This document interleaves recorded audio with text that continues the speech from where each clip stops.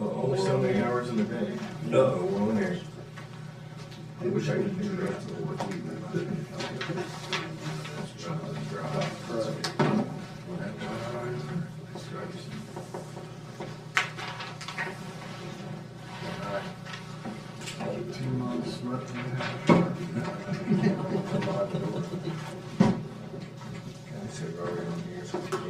That's all right, maybe we'll, we came back up.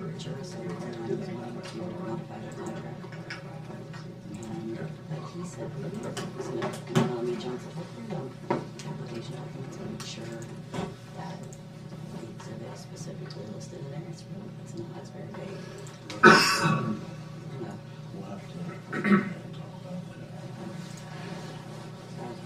Just hold the, what we submitted to the state in the application, and then what we had, the projects off of the grant agreement. And, I'm just gonna look through, highlight some things and send it over to them. John?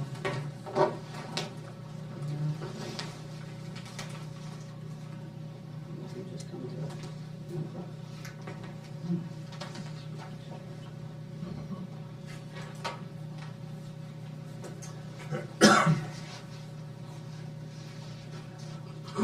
all right. March 3rd, Commissioners meeting, start off. Pledge.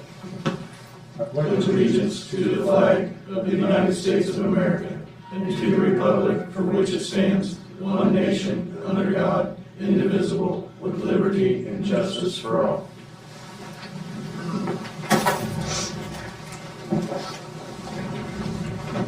Second swing with first of the month staff meeting. Juanita, start us off. All right, we've brought in a total of 89 dogs so far, and then 75 of them have been mainly euthanized.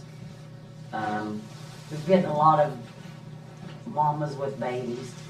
They're dumping them off left and right in a box along the road. So we've been picking up a lot of them. A lot of ones you can't catch. We had one on Dirt Road we set a trap for. The son of a gun come clear down Marietta and then come over on Narrows Road. We haven't seen it since. It didn't stop running when we was trying to catch it. It just kept going. But, and then issues with the truck again, so. That we already know about or new ones? Well, we picked up the truck Friday, and before Ryan even got home, the light come back on, so we're taking it back out there. So, That was a transmission issue. Yeah. the engine light keeps coming on. I don't know. I just don't know. That was in the muffler shop, or was that in the? That was in that Buffalo Brothers. That's where it's going back to.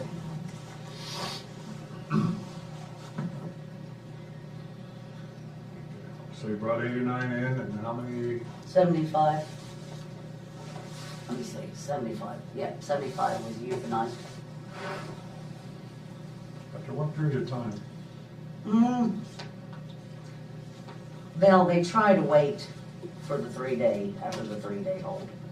And then they euthanize.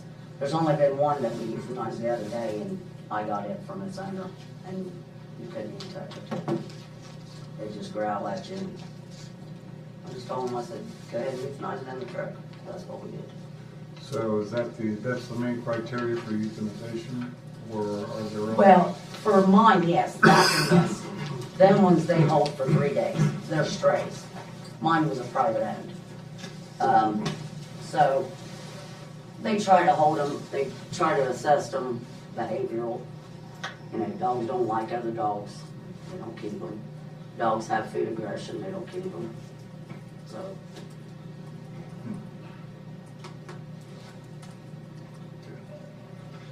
Anything else? No. Any questions for Juanita? All right, Ryan. Oh, same old. Birds are looking kind of bad. This time of the year, everything dead and whatnot, but still chipping away at it, starting to get more help and stuff. Kind of, with Dana's van being out, put a little hindrance in there that made it nice to have a large crew to knock out big sections. But I don't know what the exact status is on that now. Had a lot of large items being dumped at the recycling sites. So I think there's still a mattress at Adena Road, and might be something new there this morning. And we have the gearing up to the river cleanup. That's about When is it? the April 12th down in the annex. I keep saying I'm going with that and I keep missing the thing. Well, it's earlier. That is, it's getting cold. I said, I ain't going. Yup. April 12th. Start at 9 o'clock, 8 o'clock, somewhere at 9 o'clock. We started at 8 in the past, but it seems like 9 o'clock's about the time everybody shows up anyway. And where along the river is that? We meet down at the boat dock. If you go down in the annex all the way to the right, yeah. Where's the cleanup at? Just along the, everywhere kind of in the annex, mainly along the, up and down the river right there. Go down the Charleston Pike at all, or? If you wanna walk that far, go ahead.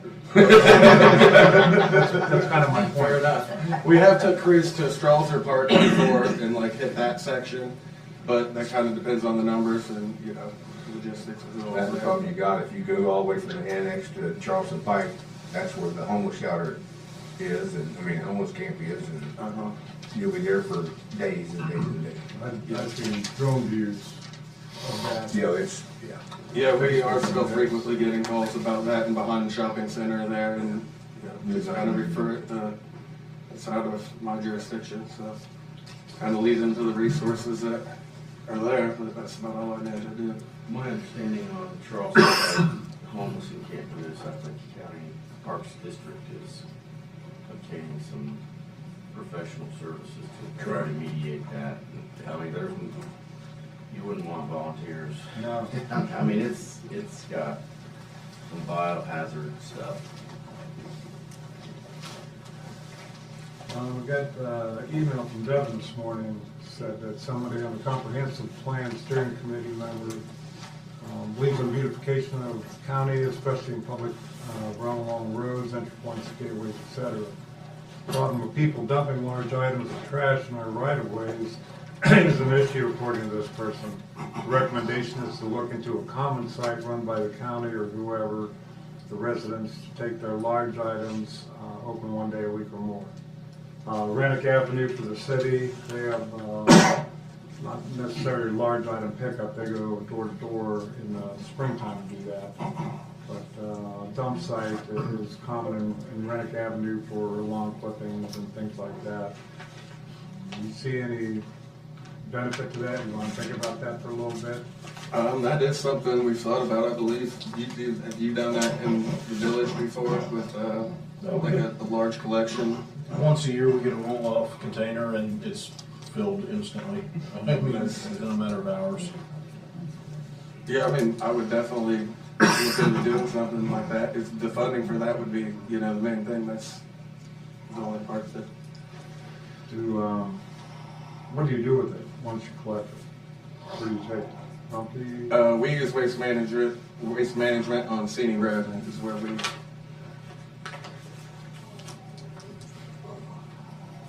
Then you gotta find out who's gonna foot that bill. That's, I mean, you know, that's. And to do a collection like that, there may be a third-party hauler that would have a better rate for a container than, you know, one of the smaller guys that's out there now may be a better rate as far as just needing a dumpster. Because, are we still using the Dena Road? Coming in. We still would use the Dena Road, Yeah, it's. but it's still, it's always they got more large items there than they got anything else. It's been bad for the last month, really. Yeah. So my thing is, if we're gonna do a large item thing, if people take them there, just put them there. That'd be nice. Anything else, Ryan? That's it. Questions? All right, thank you. Sarah? Well, for the wellness program, we had our first yoga session of the series last week, so I don't know if you Yeah. went or not, so I can't even get on you because I was sick, so I wanted to thank Ryan for taking over the supplies and kind of a teacher. She stepped in and made sure the room was ready and everything operated as planned without me, so that was awesome. They didn't have to do that. The Facebook page, we're working on the social media policy. I forwarded all that to you last week. Hopefully moving forward with that sometime soon. Ashley and I are getting together this week to hopefully get that first post ready and film that. I ran into Ian Callie last week, Great Seal Living magazine. There are some marketing and advertising opportunities there that might be worth listening to, I guess, from them. Okay. So we'll discuss that later. And as far as my 19 to 25 list, I'm doing really well on that. I've reached out to Andrea Williams immediately after the last commissioners meeting that she was here. I haven't heard back from her yet, but hopefully I can sit down with her and get a little more details on everything that goes on there. But other than that, I have a pretty good list compiled Okay, good. right now. So. Yeah, I'd have to get that back over from that Martin Luther King Day session over at Carp Community Center, so that'd be good. Okay. All right, any questions for Sarah? No? Okay, thank you, Sarah. Josh? Lauren emailed you the stats, so I won't read through all those. Really not a whole lot since the past couple weeks, or in the past couple weeks since we met last. Just a couple of small things I'll touch on. Chillicothe's building officials starting to get serious about resuming commercial activities with their department. Basically wants to sit down and establish the timeline as where we're at now. So that's timing's working pretty good with taking on Wellston, and also we're starting to get some calls from Greenfield, even though we haven't signed anything with them officially yet. We're getting calls such as, we're glad to hear you guys are coming back, you're easier to work with, that sort of thing. So that's been a positive. Last week I had an inspection out at the airport. Electrical panel was changed, and I believe I came across an issue in the airport zone. So Andy's going to assist me with the drone on that to see if what I suspect is happening is indeed happening, so we can address it. I believe there's been some additions built on a home that's in Airport Zone 2, so that's a big concern. Is that in the trailer park? No, not in the trailer park. And they should know that because that's where the pole barn was. We had to take it down. I believe it's the exact same property. So, And we made them take the pole barn down. yeah, so that may get a little messy, but we'll work through it, and it is what it is. That's all I have. City inspector, good working relationship? I can't complain at all. I mean, he's been great. He wants to offer his services to us on a backup basis, and I have no problem with that. So it's the way it should be. Right. Good. Any questions for Josh? We'll be talking about your request too later on in the work session. Okay. Well, I'm sorry. I thought I killed. Andy? See how I get him from Gospin back there? What's that? I just heard a Star Wars sound, and I will be distracted the rest of the day. You have to bear with me, I have a little crud, so my voice is not all Stay there. away from me, you got me stick. Oh, come on, give me a hug. You want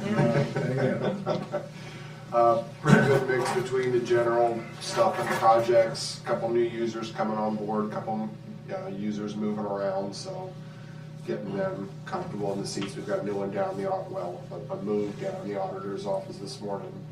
Some new hardware based on some new needs, nothing too crazy. Security project rollout continues to go forward well. No news on grant awards yet. Last news I heard on that was first quarter this year we'd get some sort of notification. We just haven't gotten anything plus or minus yet, but from what I hear, that's sort of the same way everyone's award has been treated. Working on changing out phone system stuff across the road is a sort of a test system for maybe larger county offices. Josh had raised some concerns about features that didn't work or features that simply were not possible. Phone company gave us an astronomical quote to replace. Happily turned our nose away from that, started exploring some options. Working with Cisco, I've actually got a statement of work here for you guys to sign off on if you so desire. For that project, it's in the budget, no crazy unforeseen parts. I will note a small point of personal pride or funny or something, I don't know, but was over in that building and ran into Horizon. They, I guess, had just got done demoing their VoIP solution to the probate people and the clerk and all that. And the judicial administrator made a comment about, well, you know, Andy, what are you guys doing for fun? Are you guys still on the old thing? And I said, well, we're actually signing off on that work. This was last week. You know, we're signing off on that today. And they were very curious about what we were using. I kind of gave them a couple, you know, thoughts on it, and they asked the price point, and it was less than half of what Horizon's option is. To which they immediately asked for contact information and more information from me. So, just found it humorous. But continued cooperative and gave me the information I had and knew about and encouraged them to look into it.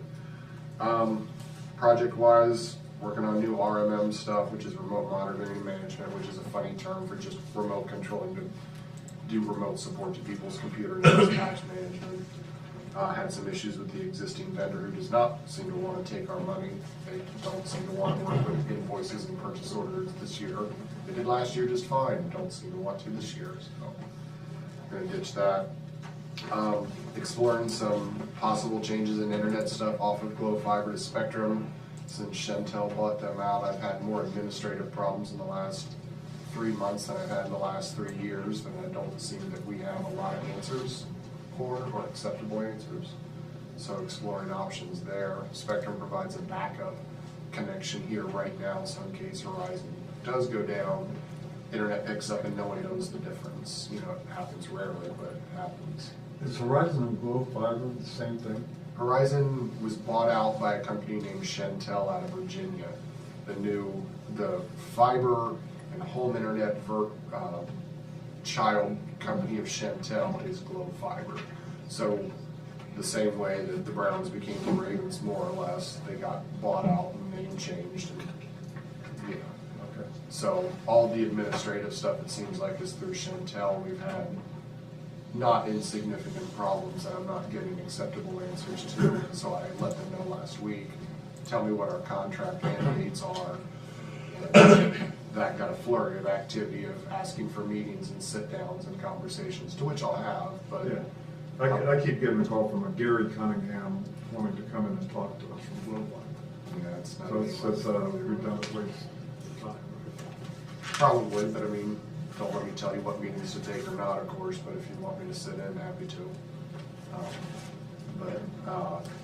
So yeah, it's still the same thing there, we're just exploring options and making sure that we're not beholden to nonsense if we don't have to be, so.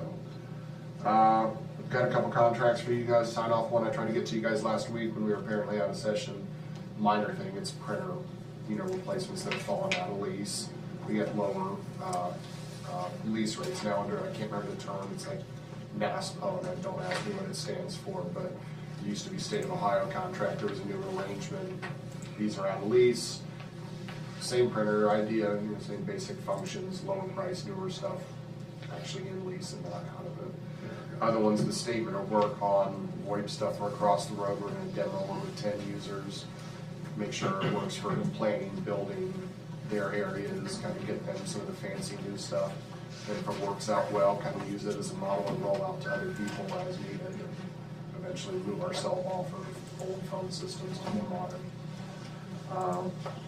And then the last thing I'm working on, which has kind of been put on hold, Josh alluded to the drone stuff. There are 2 licensures by which you can fly. You can get like a small aircraft aviation license called a Part 107. I'm licensed that way just for my private life because I've done for sale services there. and then you can get a more or less government exemption, which I've started the process through the FAA. I had drafted a letter, gave it to the prosecutor, they revised a little, sent to the FAA, basically saying, yes, we are a government agency. I had to go through for about 3 days, filling out questionnaire information.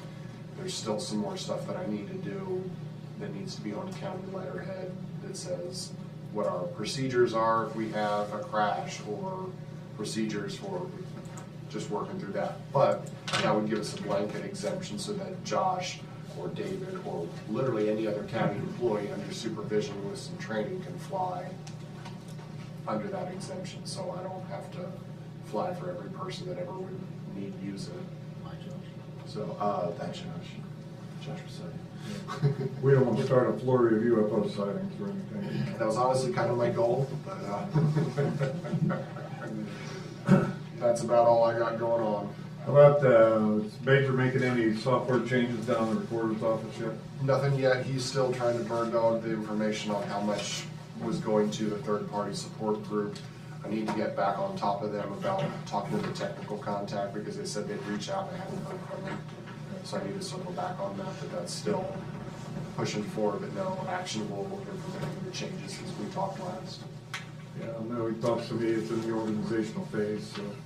Yeah, we're still gathering information, trying to figure out, again, what contracts they have, what we can walk away from, what we can't, you know, and then from a hardware standpoint, I think we're fine.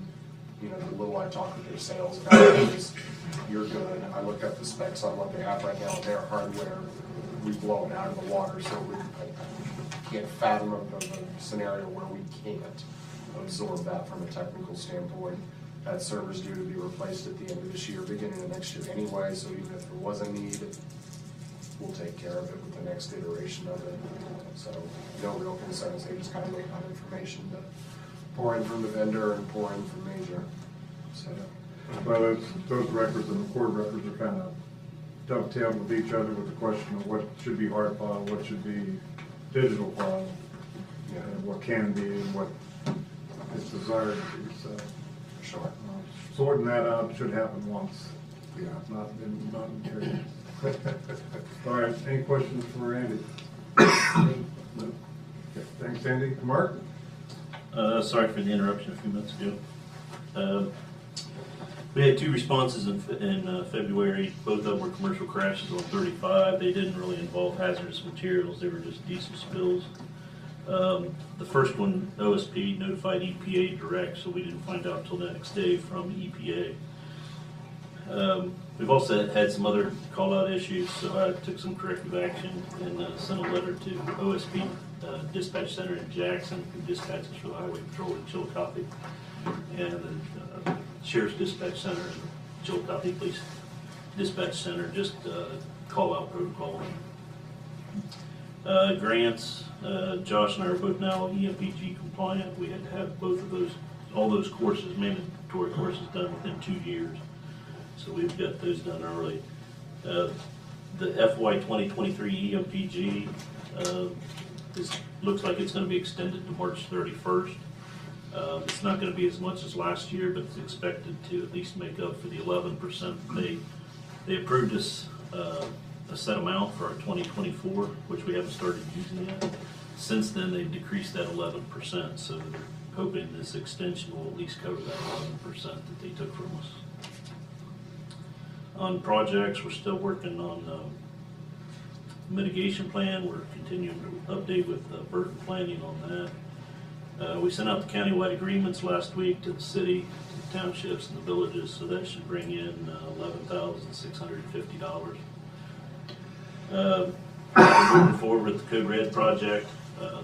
They're starting to implement the database, the contact list, and they're going to have the system up and running probably a month and a half early, but they're going to provide that free until the contract goes into effect. So we have double coverage, so we're not left hanging with no capability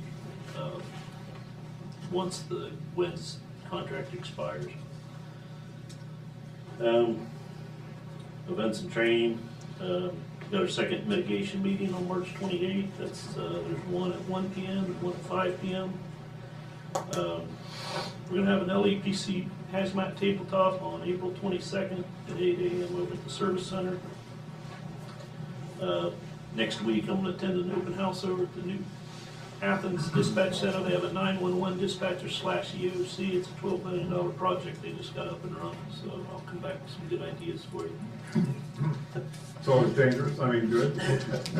And the last thing, this is just for you guys to discuss. I was wanting to see if you guys would be interested in, from the time that the law came into effect for emergency agencies being mandated per township, county, or parish throughout the country. I think it was in '98 maybe. We've been run by a board here in the county. I was at some training this past week up at Ohio EMA, and 29% of counties are run by a board, so only 26 out of 88 counties are run by a board. The others all fall directly under the commissioners.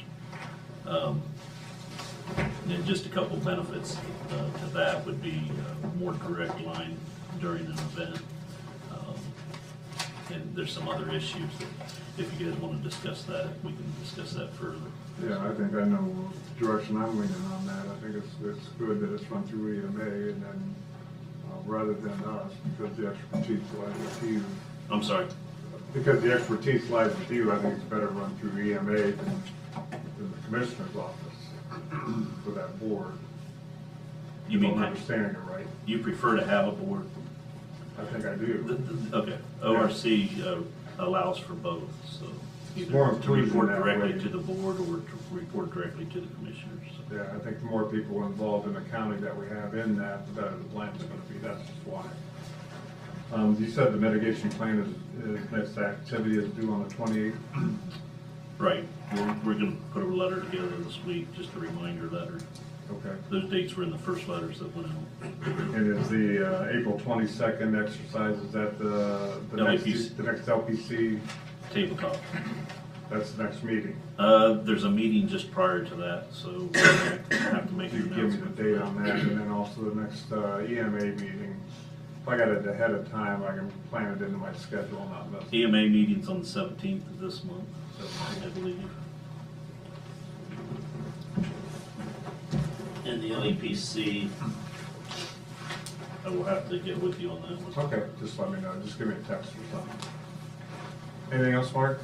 That's it. Okay, Josh did a good job on handling that accident on 23. Yeah, and then we hadn't had one in 3 months. And that was, Say you leave and go to training, he's got one, yeah.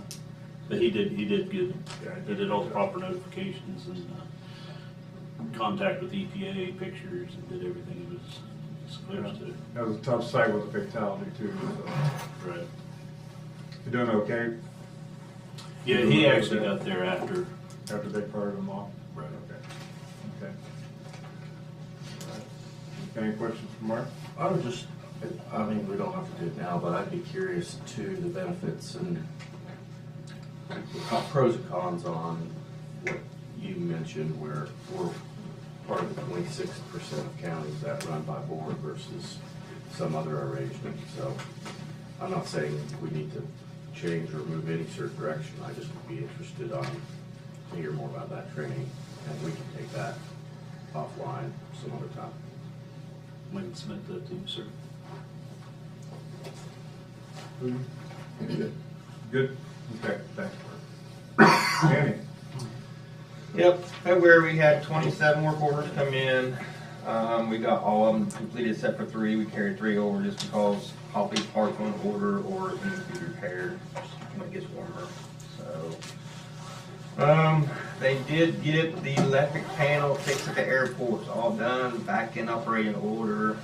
So, yeah, we pretty smooth transition. We had them guys make contact with FAA, got the run, because the runway lights have been down too, so, and no power-ups, went pretty smoothly. How long was that down? About 3.5 hours, basically. So, we scheduled for 4, South Central was there actually half that hour early. So we knocked her out when they said go and went to town on it, so we're back on. Okay. The project at the jail, they removed all the beds in A pod and B pod and got them to us downstairs. We have them all painted up and ready for the contractors to go back in. So we're not holding them up, so we went right through them. So,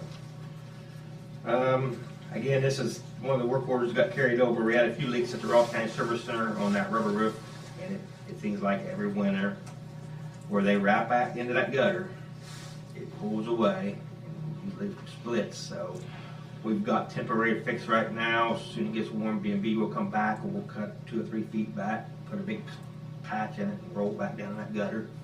It always happens on that back wall. So we have that in play, and they said they'd be back when it gets warmer, so maybe this week when it gets warm, they'll be up there to get that fixed. I do have the carpet scheduled for the last part of this month with the magistrate's office and the waiting area. So we're gonna get him, we got him scheduled, we already got on the books with them, so they know we're coming. So we'll get that done, and then I also have Ader's office scheduled for the next month in April to do just the office areas, not the big courtroom yet. I was gonna ask if that was a big important. We're gonna get you some samples. I gotta get work on that. I've been online, I've looked at a lot of courtrooms to see what they've used. It seems like they use the same pattern in about all the courtrooms I've seen. So we'll bring it up to you all and see if you like it, and get 2 or 3 different patterns, and we'll pick one, because that is the first capital. We want to make it look good. So we just want to pick something chintzy. So we'll get that probably maybe next month or this month. We'll get it to you so we can get that rolling. We haven't even got a date with him on that. He said something about he's going on vacation, I think, later part of the year. So I may try to schedule when he's on vacation. Problem of it is, it's going to take him 2 weeks up there. So he's going to have to either 2-week vacation or stay out there for 2 weeks. So. But we can work with him on that. Yeah, So I could split the courtroom or something. yeah, he said also a lot of times he can go down to the magistrates in the courtroom and do that one if he has to on some cases. Obviously not jury cases, but Okay. we did get the Bobcat attachment in that broom we've been waiting on. That was a very good purchase. I mean, you look at the alleyways when you all walked in this morning where Ron's been brooming out and setting it up. That's a pretty good purchase there. I mean, to make it clean around, the courthouse, make it look good. New toy, Pardon? new toy. New toy, and he loves it. And it really gets down and gets the cracks, so that was a good purchase. That's about it. We got some other projects going, here and there, not to the county, lots of running. Push for Dan. Nope. All right, Devin, you're up. All right, we'll do a 3-part. Start us off. We'll go to Kim, then we'll go to John Hemmings. So we wrapped up our February open houses for the comprehensive plan, and believe it or not, the March ones are coming up next week. So following on quickly, the next location we'll be at is Union Township at the fairgrounds in the multi-purpose building. I hope we have a big turnout there. So that is on Tuesday, March 11th, 4 p.m. to 7 p.m. The next one is Village of Clarksburg, Wednesday, March 12th, from 4 p.m. to 7 p.m. at the Clarksburg United Methodist Church. And Village of Adelphi on Thursday, March 13th, from 4 p.m. to 7 at the Adelphi Opera House. We will be advertising this here this week on Facebook, and we'll do a press release again to all our media outlets. Hopefully we'll get some additional participation. You got one more, don't you? You got one more. Oh, yes, we do. We have the Richmondale. Yeah, I'll have to get the date for that because I did not put that on our website yet. I think it's on the, I'll have to let you know. Is it gonna be in the Township Hall or whatever? Yes, yes. So yes, there is one coming in Richmondale. Good catch. I just don't want Jim to be left out. Right. I'll get with you this week and we'll try to plan messaging for handing that next week. Very good. But I know you guys have been promoting on Facebook and in person and through the press, but just public participation is really key. And we wanna keep those numbers as high as we possibly can. And I know folks have other options to participate online through the survey or the virtual open house, but making sure they know about the in-person ones near them, I think is valuable. Absolutely, absolutely. Look forward to those, so next week, and we'll get the new date, we'll get that updated for Richmonddale. You know what, I may have actually put it on there. Do you know where's the Adelphi's open house? Opera Club. Opera House? Yeah. You know where that is? What date was that done?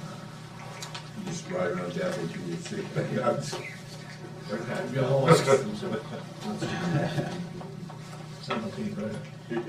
It's on her. You're Oh, good. it's on there. Yeah. All right. So moving right ahead, the comprehensive plan, kind of at warp speed now. On another note, we're going to get down to the grant discussions here. The Rural and Tribal Assistance Program, we're going to try to obtain some money for about 500 grand is what we're going to apply for planning and preliminary engineering for the Pleasant Valley Road corridor. It's going to be a pretty big project. It's a great project and it's needed. They did have a little hiccup in the application portal. They're going to delay until March 18th. So our team will have to be in the portal on March 18th to submit that application. So, now with that, other things, items we'll discuss here at our 1 o'clock session. But I'll just turn it over to Kim. All right, besides working on the comp plan and the Appalachian grant, last week I submitted the House Bill 2 capital funding for the jail project, and we requested $400,000. So we'll just wait to see, now it's just submit and wait. And besides that, we Amplifund, which is the grant management software we purchased in December. We have been onboarding, working with the company to get all the documentation they need to get that set up. And it looks as if we're gonna go live in this week or next week. So we'll be using that software within 2 weeks. I see Amplifund as really streamlining our grant process throughout the entire county. The more departments, agencies we can get using this program as we start to use it ourselves, I think you're going to see good results. What's all involved in that seat distribution to the other departments? Is that something Training, a willingness to participate in the training. So there's nothing there, it just has to be downloaded on their computer? Right. Yeah, Okay. yeah. So we are planning and development and parks. We're going to be the first two agencies. We'll get used to it and then we can engage with other departments and, Train the train. yeah.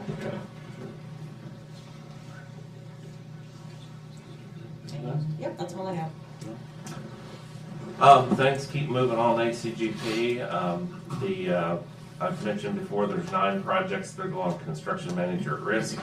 6 of those have selected their CMAR. Not all of them have the contracts in place.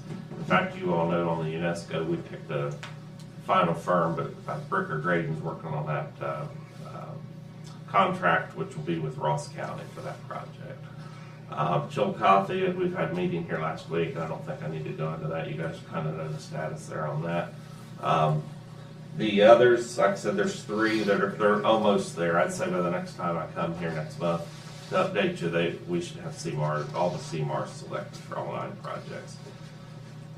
There's about 10 projects that are going to be going out to bid. Like either there's one bid opening today, or they're going to be in 2 weeks from now.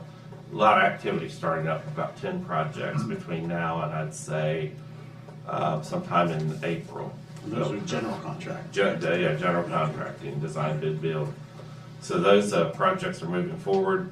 It's going to be interesting to see how bids come in. We've seen on one of the projects that came in a little high, they're actually rebidding, but it was more than just about the bids why they're rebidding. They created their own mess. Anyhow, so lot of activity, a lot of little things going on, just those little nuances like that, that you think everything's moving smoothly, there's a little issue comes up. Nothing we can't work past. The Georgetown project, I've talked about it in the past, I think we got that one smooth sailing. We got OHC and the village working together with the resources they have. Georgetown's signed the purchase agreement for that building to make it a visitor center down there. So we'll be soon requesting money. They will be from Ross County to pay that and move that forward. They had a meeting 2 weeks ago, I think, a live design meeting where they had both parties in there. Spent an hour and a half talking about how they designed that building. So good session. I thought a lot of good input from the parties. Stained glass windows, what we're gonna talk about at 1 o'clock? Yes. At 1 o'clock, we'll talk about the stained glass windows. We'll leave that conversation with then. But overall, if you look at it overall, I like the way things are moving. The biggest issue, as we've done from the beginning, is time. And we've got 2 projects that are pretty big size grants. And one's here and one's at Logan. And the biggest concern with them is just, let's hope we got time to implement them. Now, Russilli says we have here, that there's time to do it. So I'm not a construction manager, so I'm not gonna opine on whether I think there is time, but it's a factor. We all have to consider. And I have confidence in our owner's representative in compliance to push these along. Yes. That's our firm that's on the inside, looking at cost, looking at drawings, looking at all the engineering aspects and the architectural aspects of it. So I have great confidence in that consultant. With the flurry of paperwork happening right now and coordination, it's busy. When the dirt starts flying, it's gonna be chaotic. Yes. So we need to rest our brains so we can wrap them around that when it happens. Right. Absolutely. It's gonna be, they're all coming to a head in summer of 06 or 26. Yep. It's gonna be fun. I'm really interested in the next couple of weeks how those design bid builds come out as far as what the actual bids come in at. I think it's gonna be, we might be amazed. We'll see. That doesn't say anything. I don't know whether we Good way or bad way, yeah. That's gonna be worse. I'm not gonna make that That's what I heard. Yeah, my thing is, I think they're gonna be higher than what we think they're gonna be. Yeah, inflation's happening, so Because they were saying, well, you got that, you get that government money, we want all we can get. And that's what they're, I think that the bids are gonna be a little higher than what we think. We'll hear a little bit more about that at 1 o'clock. Yeah. Yep. Within compliance too, just building on what Devin said real quick. We've had meetings with some of them and we've told them, if the architect engineer is concerned about pricing, add stuff as alternates. That way they can still do the project and maybe not do the entire project like they had.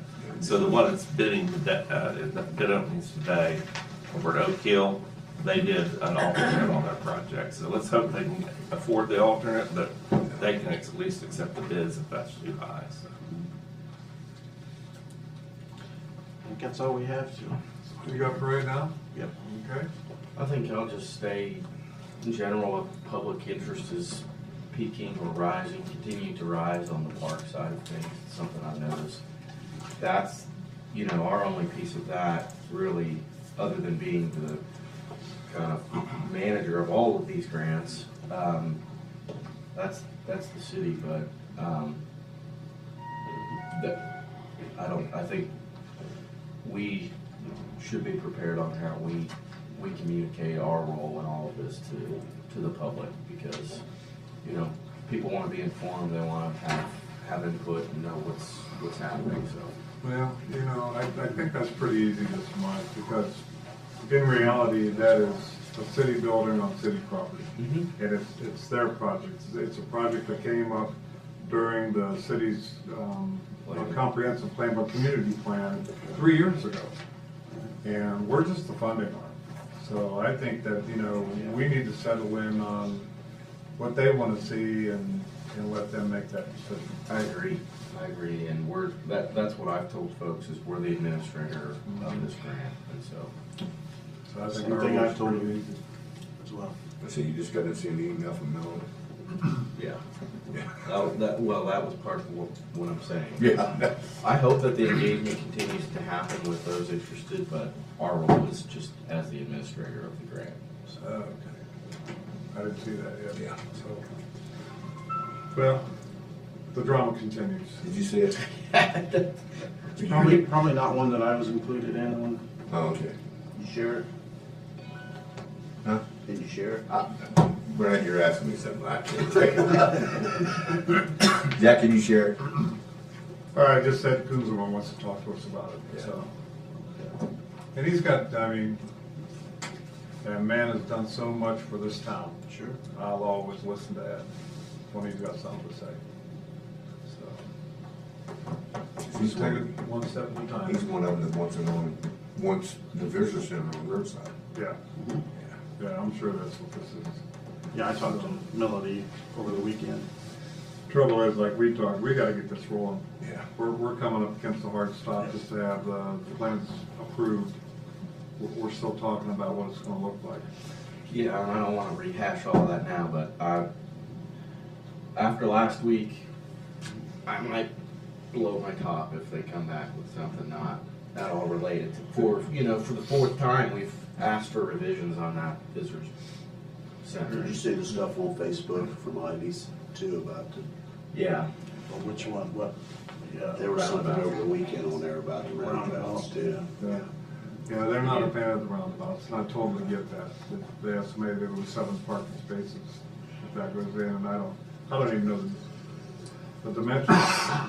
You have I've been on big roundabouts and small roundabouts, and I got no clue what they're proposing, so. But, you know, it's gonna take a little more massaging, but I think by the design we're close. I think they have their review session today. I think, for the city. Yeah, that's That's their decision. I can have my opinion, but my opinion is the same I- as yours or anybody else's on it. Made my opinion in, and as far as I can take it. All right, anything else, Devin? No. Any questions? Good. Okay. All right, well, thanks, folks, appreciate you coming in. Good work, guys. Charlie's here, do you want to stick around for that?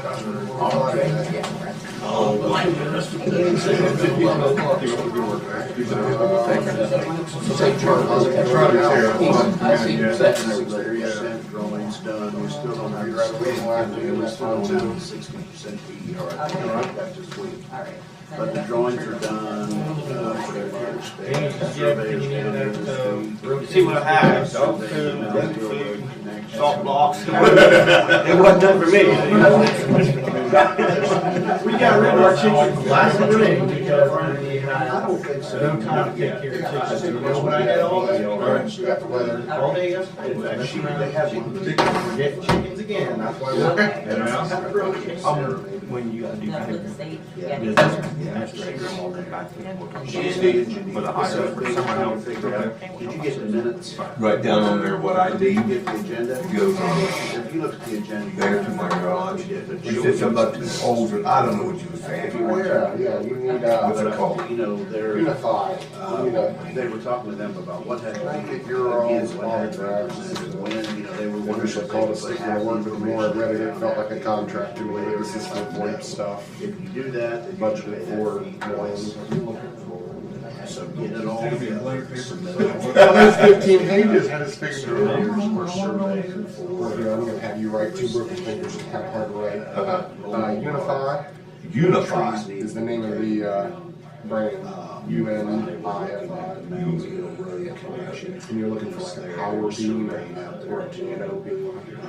And it just, there's just being just stuff going across. I will point out one thing, and it'd be a pain in the butt to change, so I hope you guys are okay with it. CDW interacts with us as Ross County Information Services. I asked them to change Ross County Board of Commissioners. So we have to create a whole new account because that's CDW's name before. So I'm like, well, It's kind of a pain in the neck, and it was like, well, Hey, you know, I'm it is Mr. what it is. Harry. You would up and the wall that we had to do, so that went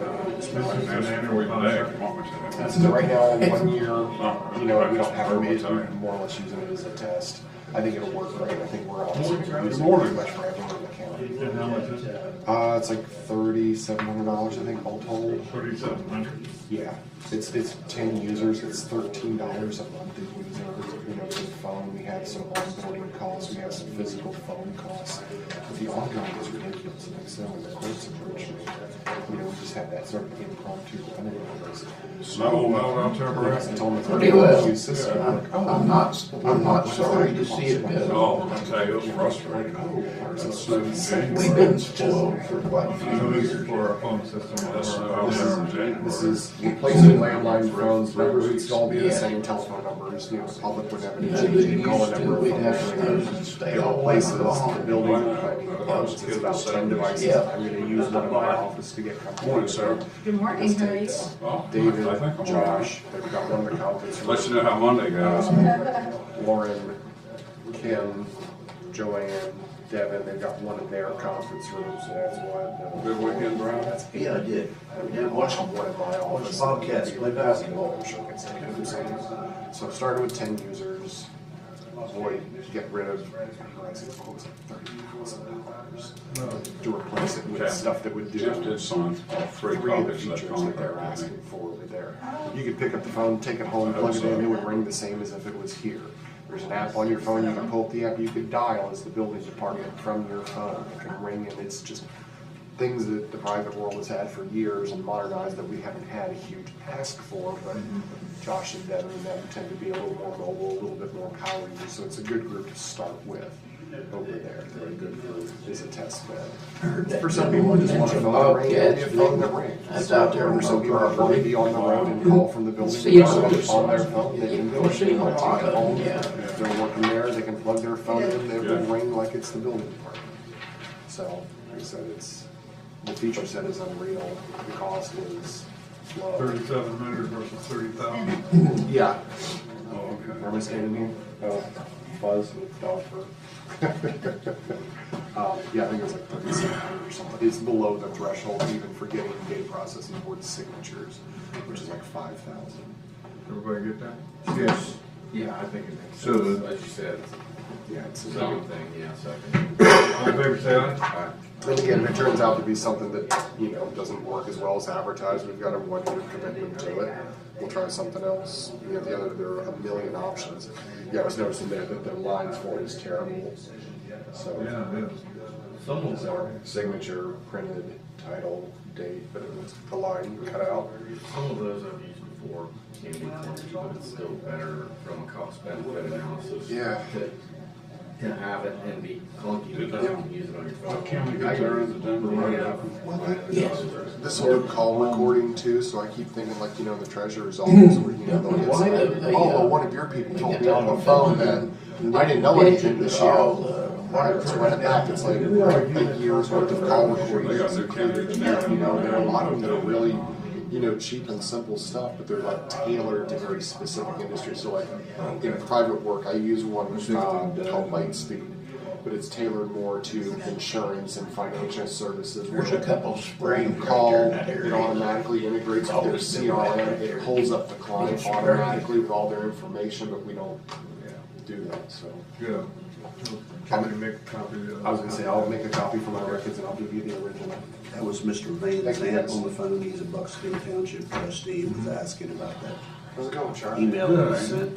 Oh, yeah. Chuck? We'll do it. Excuse me? I have your broken fingers on this one. Got two on Yeah, there. on the Who's line. Punch? Oh, He's just kind of wondering what you guys what plans are, and I said, well, I know you're talking about, with Mr. Hatfield today about piggyback tax money, and I didn't know if that's different than this loan that he's asking for. It's gonna be different, I think. Okay. yeah, we Well, got, he just wants to know if there's something else he needs to do.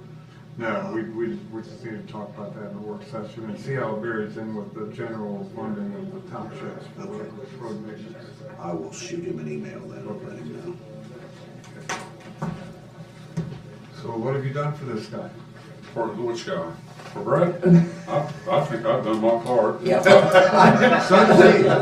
Yeah, I will say this, I do have an email, it's kind of, it might be a little frustrating for him to understand, but, whenever I do have, whenever the township and the prosecutor, or if they ever agree on what they want to do, then I do have a plan in place to help steer the township if the prosecutor finds out the township's responsible. If he doesn't, that plan in place doesn't, but we historically, on private property, we don't recommend fixes for liability purposes. We probably get 7 to 10 calls a year. Someone says, well, we built on the opposite side of the creek from the road, off Roselle Creek or Mount Tabor. What size of structure should we put in? Is this structure strong enough? Unless it's on our right of way, we don't get involved. So your question was fair enough, but you got, and I was going to actually come out and tell you in person, but we cannot give you advice on private property engineering issues. And you can imagine why, because there might be some surveyors or some engineers that come in here and say I'm stealing their business. No more than the prosecutor can give private advice to people. So that's where we stand with that. And I think you saw my previous letter. I do have a plan in mind with the only people I can share it with would be on prosecutors' recommendations. And I told him I felt you had gone above and beyond, visiting the site 3 times. Well, I'd make it 4, because I had some questions in my mind here a few weeks ago when there was snow on the ground again. I sent a couple of guys out there to look at something, because I thought I missed something. But we're ready whenever, if and when anybody else is ready. Right. So, Just don't come out during mushroom season. well, that's why we don't come No, out. I'm kidding. I'll be out there a long I'll bring my wife. She's shorter to the ground than I am. She sees them easier than I do. I said, I can't see them if they're bigger trees. Yeah. I can just walk right by. I had a terrible attitude. My wife, she grew up on mushrooms. She can find them unbelievable. But like I told the gentleman, I'm losing more ground every big rain, and it's gonna get worse all the time. Like I said, that's, Yep. I hope you understand that's out of Sure. my hand. Whenever the trigger's pulled one way or another, I'm ready. Yep, okay. Appreciate it. Yeah. Sure. Appreciate you fellas. Yeah, I'll call Jeff Gray. Okay, sure. And just remind him that you're waiting for an answer. All right, thank you, man. Have a good day. They appreciate you. Super. Come out and see me. I'll do some fishing out there. All right, you're welcome. See you later. He's got a beautiful pond. Unbelievable. Yeah. Not been there, but he's talked about it. That's what's that, they do. Huh? I'm just, It's a legal issue. yeah, that's what's that, got nothing to do with the county, it's a township, and, Jeff Marks is our attorney. Yeah. And I can't. You know, I think I'm just gonna throw another log on the fire, maybe having land and kind of real estate attorney on retainer. We got Jeff Harris that's marvelous at that. And we have Rick and Grader on retainer for other things too. But, Jeff's a criminal prosecutor. Yeah, well, and he could probably adapt, but he's just swamped. I know, that's what I'm saying. There's so much stuff going on. Well, I've got to go out and meet with Harrison. I know, I don't think you were out there, but I think Jim was on Route Road. And I want and the neighbors are agreed to do it. We need a turnaround up there at the end of the road, so if the plow truck and everything, and they've got staked out and they agree, but, that's got to be a written easement. And so I'm meeting Eli out there to show him, and I'm almost tempted to tell the trustees that perhaps they can take it up there to Kyle Jones in Kingston, because it's for an attorney, writing that little easement's a 3-hour job at the most, especially once the legal description's there, and just get it done. But I hate to do that, but I'll tell the trustees that's one option, or they can wait on Jeff. Did anybody else get a letter from Westerville? No. They're talking about an easement in this letter here. I guess they're struggled with the issue with the transfer of land that my mother, cousin, and I are trying to complete for almost 2 years. We have been held up by another cousin who refused to sign a road maintenance agreement. And there's nothing I can do with it. No, that's a private property. Yeah, it's a private property thing. And we do not understand why his consent is required in order to do a land transfer. As it has nothing to do with him other than the mandated 15-foot easement access on his property that we paid to get done. I just said, there's nothing we can do. There's multiple good private property attorneys in town. Yeah. I can Well, they've name been talking to Bob Hess, and Bob Hess is their attorney, and he should know. Well, he's one of them. Yeah. He's a good And attorney. there's nothing that we can do with that, so. I thought maybe she sent a letter to all of you. You can stumble into issues, it's just like with Brett, I mean, I'm cautious, we've always avoided getting involved in private property She issues. said, and she's talking about this land here's on Pritchard Lane down Bainbridge.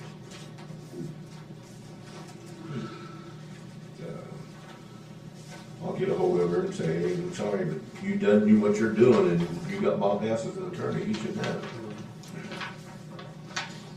He's sold a lot of big estates here in Yeah. Ross County. Yeah. Okay, it's running up on 10 o'clock, so we'll get to the Vermilion Tree and land clearing service. I recommend that you award it and issue and sign it. So moved. Second. All in favor, say aye. Aye. It's $117,825. Cause they have to have the outlet. End of March. We better go.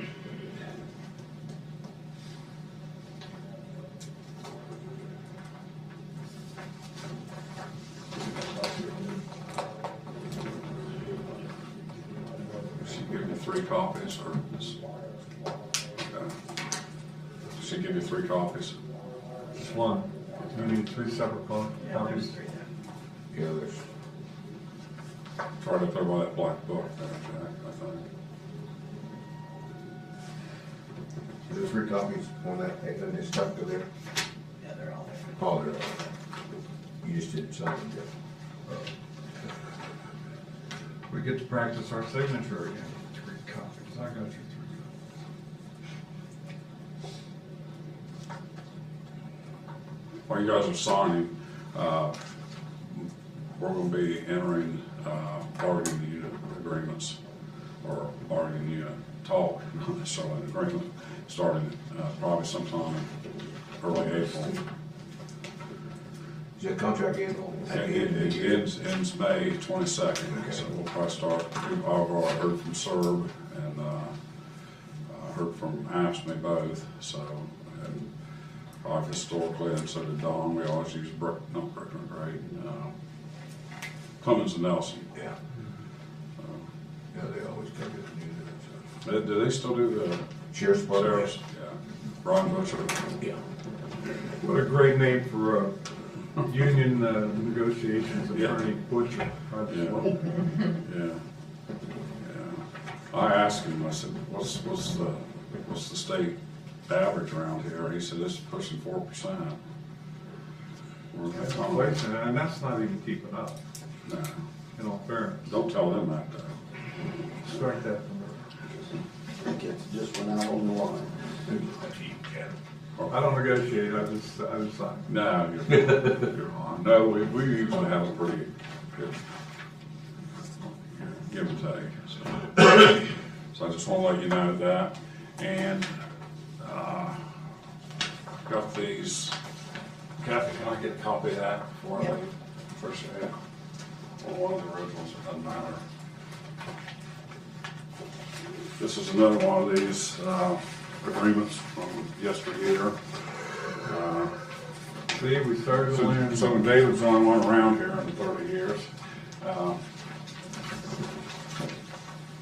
What, the very first line I seen was the 14th day of February of 1972. yeah, you were probably about a sophomore in high school now. I was weren't you? either freshman or sophomore. Yeah. So anyway, My mom wasn't born yet.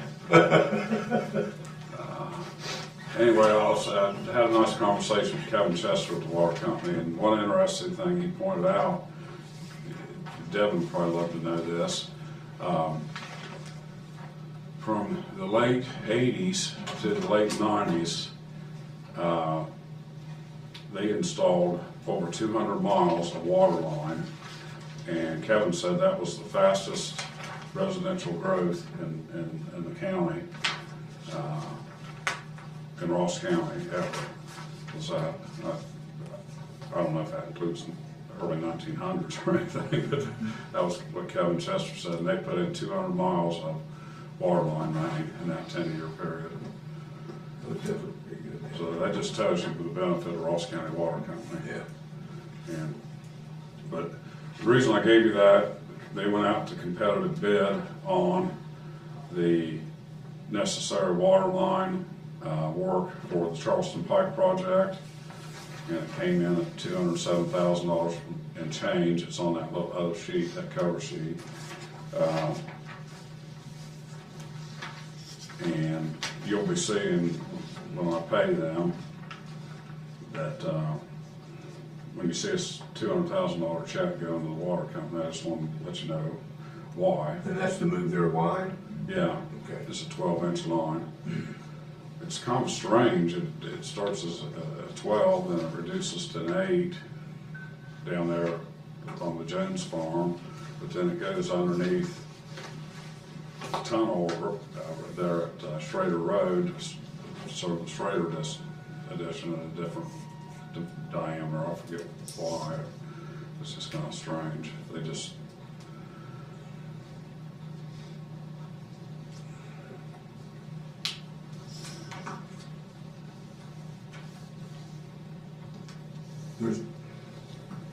I did have it budgeted for the year.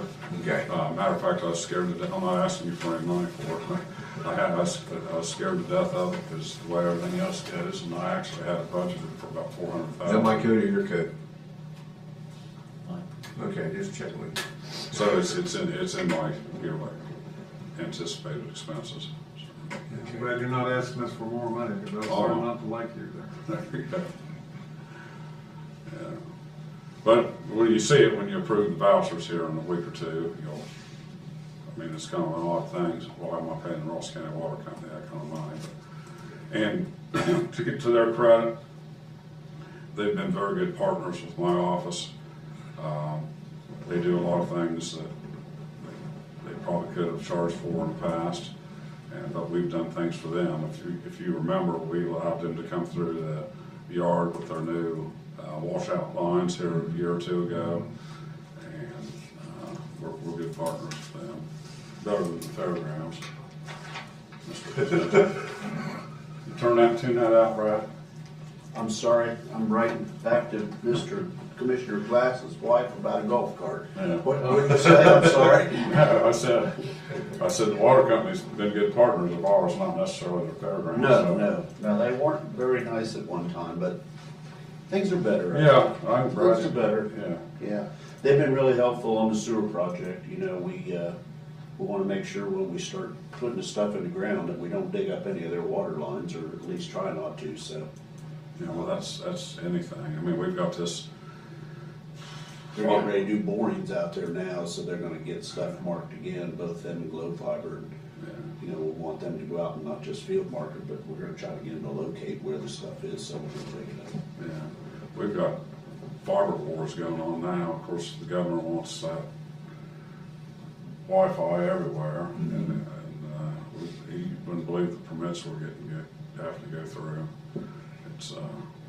It keeps somebody busy 15 hours a week. Yeah, I believe it. Some of these companies, we have to make sure that they're on the OOPS call out. Some of them might not be signatory to it or not. And we have to put qualifications in there on the permits, and of course, we do all the townships, so. You guys don't do any of that locating though, right? You No. just do the permits. We just do the permits. Right. But it's a time crunch on us. But it's a good thing. I mean, they need to have, everybody needs Wi-Fi. Well, if they would, I think they changed the rules on it because, let's say if you live on Durth Road and people come by and say, do you have internet? And you say yes, they think that everybody on Durth Road has internet. So now they have to, that's one of the things, like, one of the companies, they put in for it, and they got like a half a mile or 3/4 of a mile and got paid over $10 million. I need a company, I need to own a company like that. Put in a half mile. I wish I had stock in the railroad. Internet and, Well, it's all fun and games until you get to the mountains. Yeah. Farmland's easy, mountains aren't. No.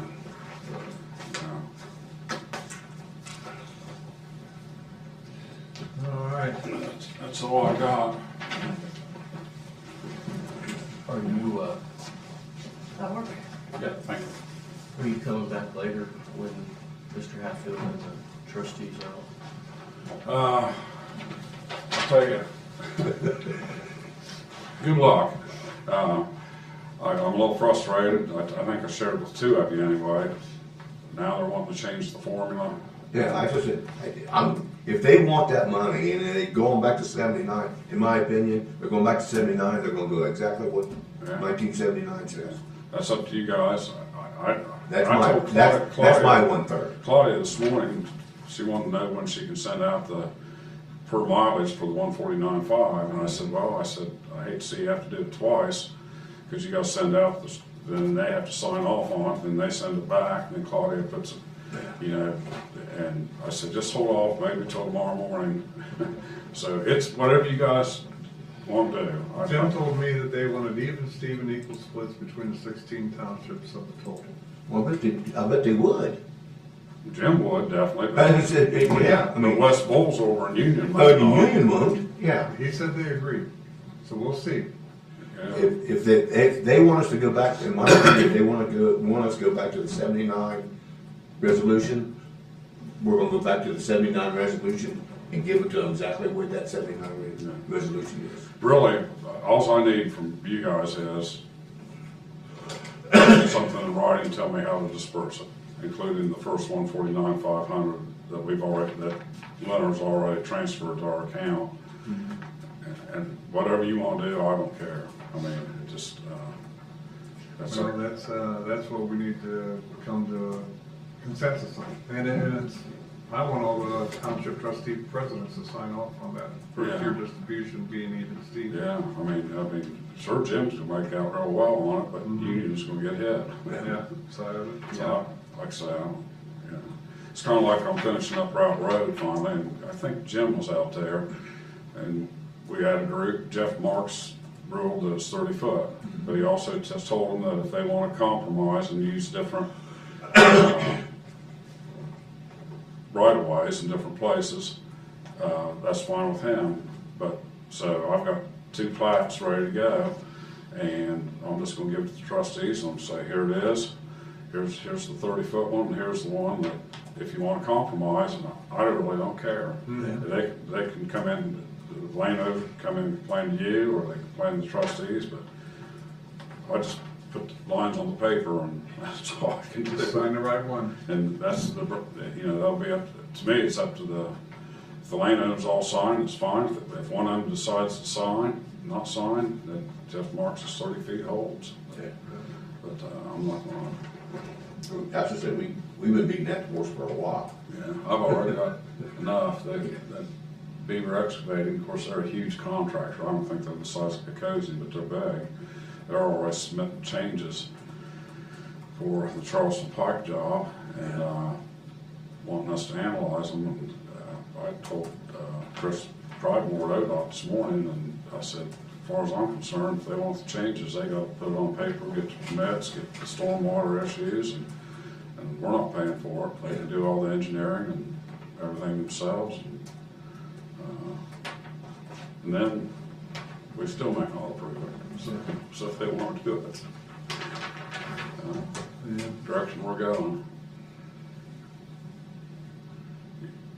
Good luck with them. I mean, unless you guys are adamant on here. No, I was just curious. Yeah, I was just curious where you were. I talked to you last week. Yeah, well, we'll disperse it however you guys want.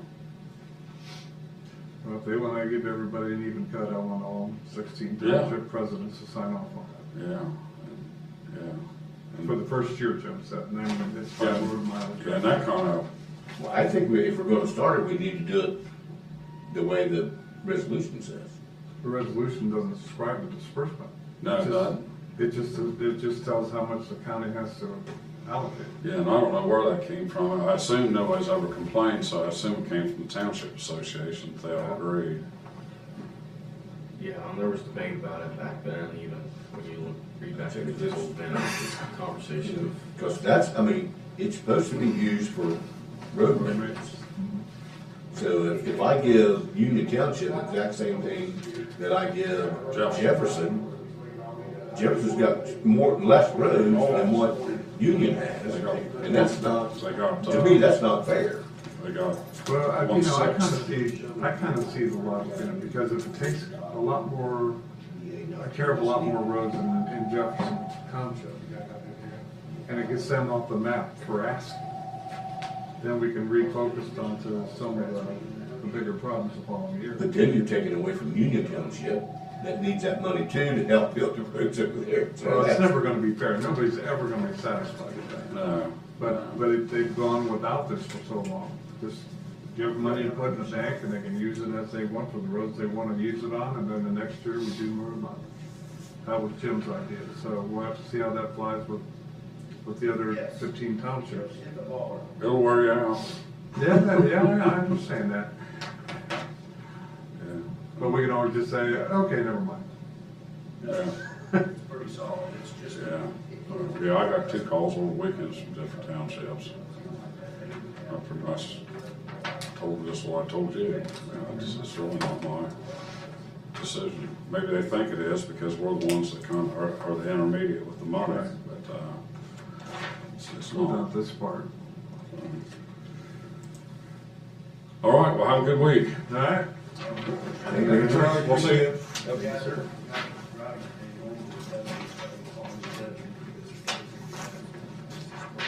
All right. So now you guys know how I feel. I know how you feel. And I kind of agree. But the disbursement wasn't covered in my. Well, if that's the way it's always been, I think we'll just keep it like that. Hey, I gotta run and take. Paid bills for the week, $1,400,777.56. County Commissioner's Office, Brad speaking. Most of that was grant payments for engineering and architectural design. You just take some of my paper. I think we got that. Here, Let's go. You keep grabbing over here, and yours is over there, David's is over there. Yeah, this is my stack here. I didn't take anything of David's. Mine's right here. Yeah. All right, do I have a motion? See here. So, Second? I'll just go real quick. Like Is I there said, anything- most of this is grant Second. payments. I didn't see anything that stood out. Second. All in favor, say aye. Aye. It's in that 8.5 by 11 format like it was before, but.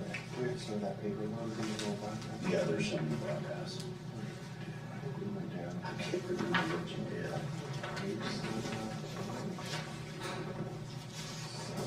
And now, $10,646.14. So moved. Second? Yes. All in favor, say aye. Aye. 11 by 17. Is that all you did? Yeah, I'll do that. Gotcha. That's great in size. Gotcha. Having amended training for Lexington Knight, taking a $7 per hour for gas off there since they're using our gas card. So we had to put through a new one. Yeah, second. All in favor, say aye.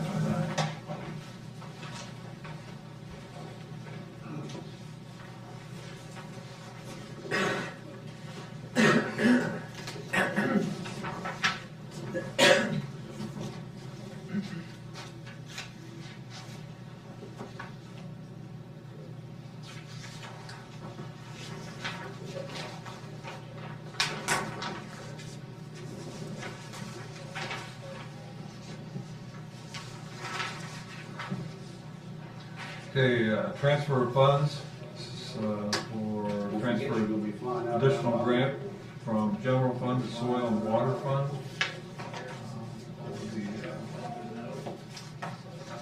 The solid waste district, $50,000. So moved. Second. And that will get them up to that 325. Yeah, that's cool. Second. All in favor, say aye. Aye.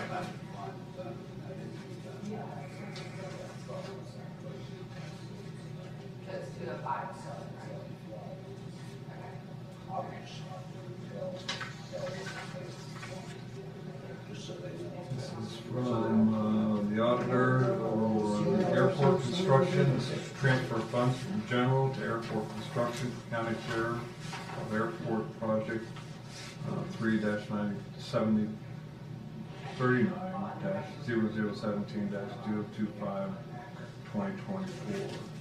And this is $141,832. That goes with the grant money to do the blast shields.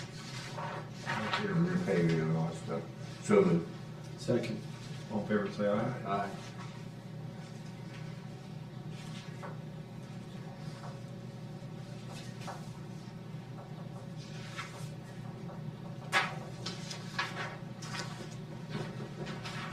This is from general to park district to subsidize a portion of salary paid for grant writing for Aaron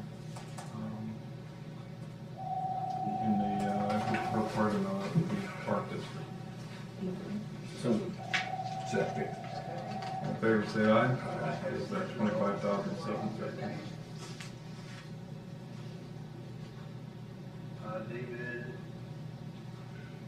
And that's going to the park district. And that'll be reimbursed by grant. Yeah.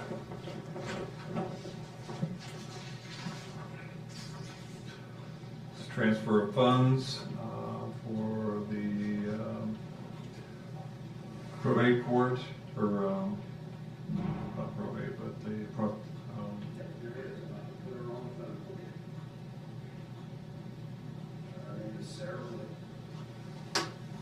You're in trouble already.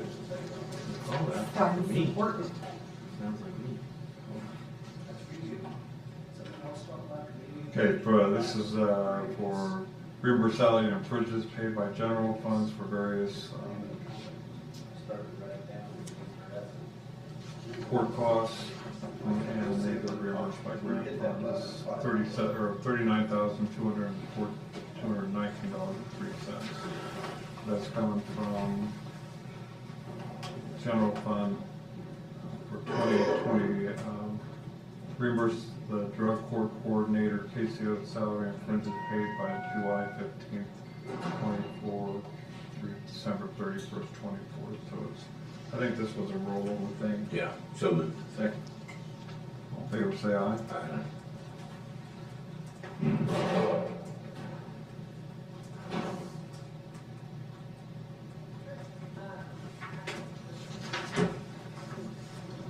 Appropriation, commissioners, transfer from general, appropriation to subsidize Aaron Stanley's salary. This is for, we moved the money in, now we appropriate it. It's for parks, Aaron Stanley's $25,750. So second. All in favor, say aye. Aye.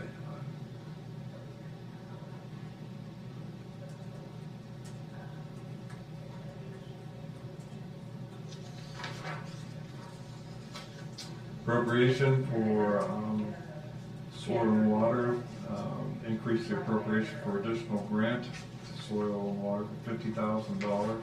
So moved. Second. All in favor, say aye.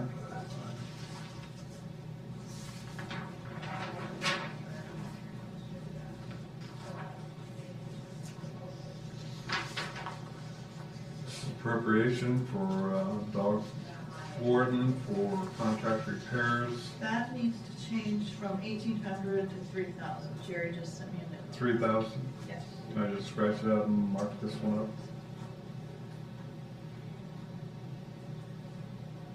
That's for the truck repair. $3,000? Is that for the new truck repair or the old truck repair? Oh, Well, that's the old truck repair, but they took it in there and then they had to add on the catalytic converter. We did that last week. $1,200, it's like $1,700. Yeah. So moved. Second. All in favor, say aye. Yeah, we've already done this, so. Sounds like there's more to come on that Well, yeah, the Asian light's still coming on, according to the report this morning. Yeah, it is. I don't know what the hell, you know, it's like, they want a new truck.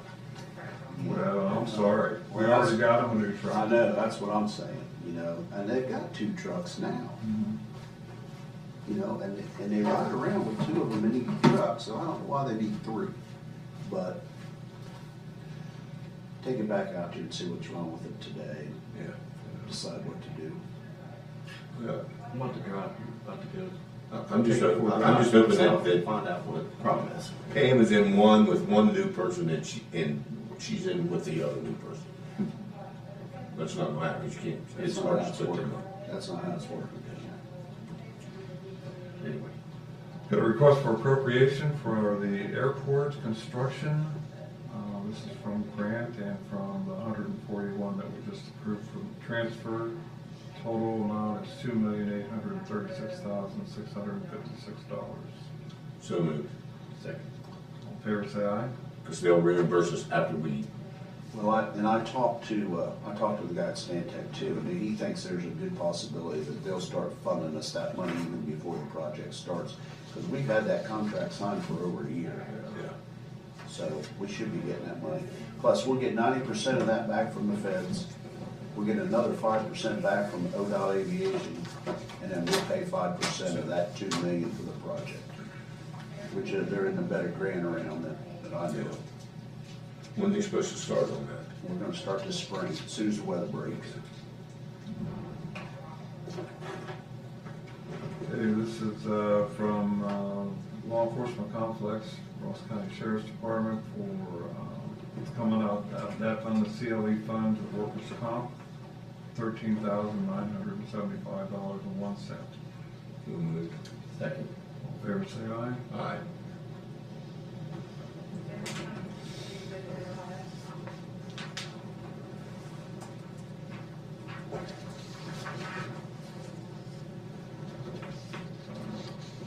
Common Pleas Court,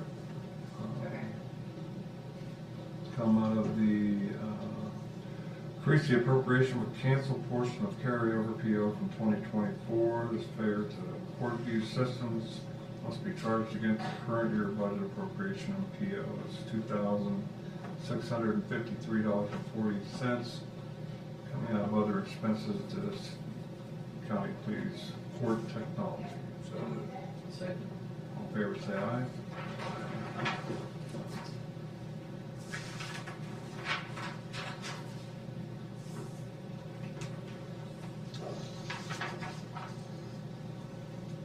And I got some training here again for Mr. Thompson.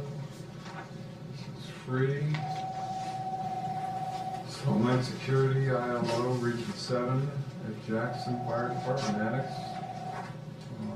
March the 6th. No cost, free training. So moved.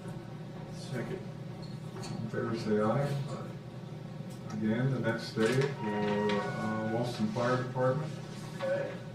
So again, free training, free training, free So moved. movement for the meeting. So moved. Second. All in favor, say aye. And then one for Josh Garrett for the 4th, same meeting. Most, he's got $41.60 of 12 in stipend. When is that one? That's March 4th, it's the same one that Mark's going to. I don't know if they don't have a charge on one, but the other. So moved. Fair say aye. Aye. That was painful.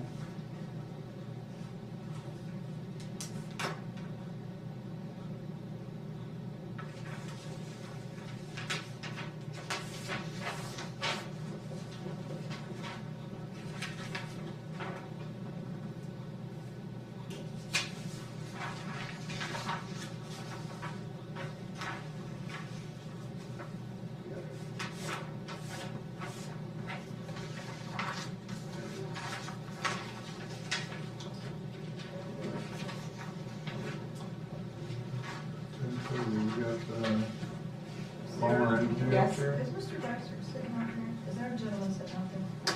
Please, Mr. Yes.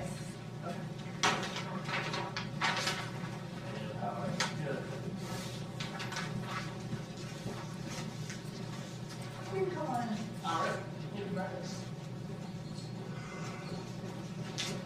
Morning, Commissioner. Morning, how you doing? Good, how you doing? Just one. Oh, no, you get the front row. Oh, yeah, you're on display.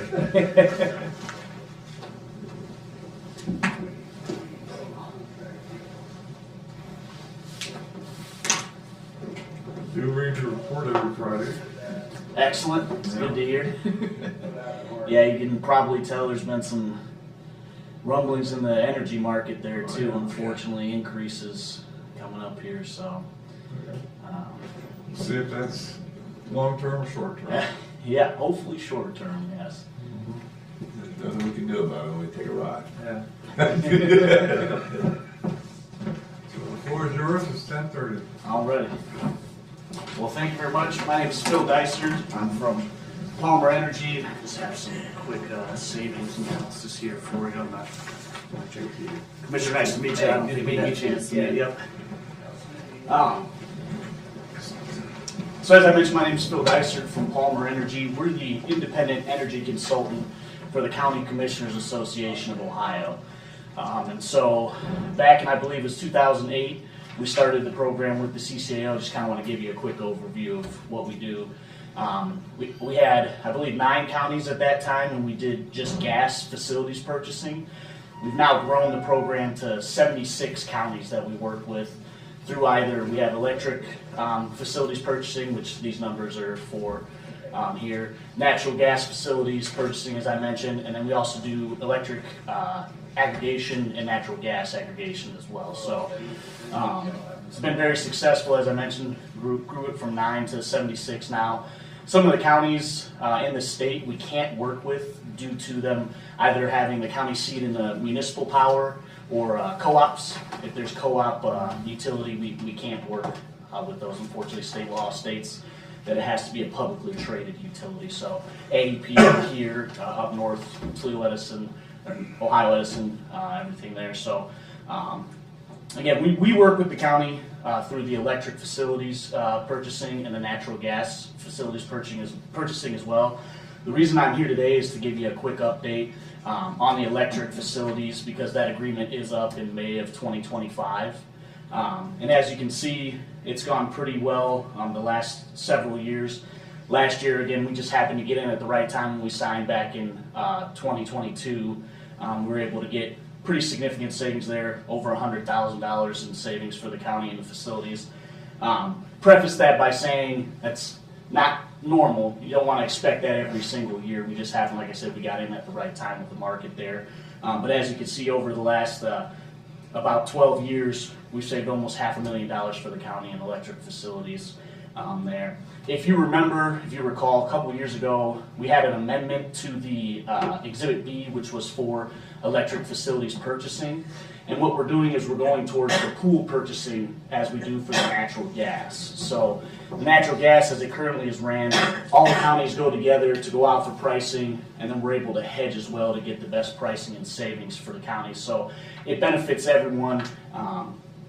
As I mentioned, because you have smaller counties that are now combined with the larger counties in the state. Your Hamiltons, your Lucases, Cuyahoga, all those. And so by having that, we obviously get greater purchasing power. So as you can see, the county has 32 accounts that are in the program, about 3.3 million kilowatt hours usage. Well, by going in with the pool, we're actually going to be sending out the pricing for 450 million kilowatt hours. So as you can tell, it's quite a big difference in that. And so we're currently out for pricing right now. I don't have any numbers concrete for you here yet, but the hope is in a couple months I'll be back here to give you an update on what exactly is going on with the program. And it makes it just a little bit easier. So previously, as you probably recall, we did individual contracts for the counties. So we'd have to have it looked over by the prosecutor. Then I would come and present to you our findings, our recommendation. Again, Palmer and the CCAO don't make the choice, we just make a recommendation for the commissioners. Now going with the pool program, as I said, we're combining all the counties. So actually the Ohio Prosecutors Association is looking at the red line agreements and getting the pricing back. And so basically what we're able to do now is get all those accounts in there on your behalf.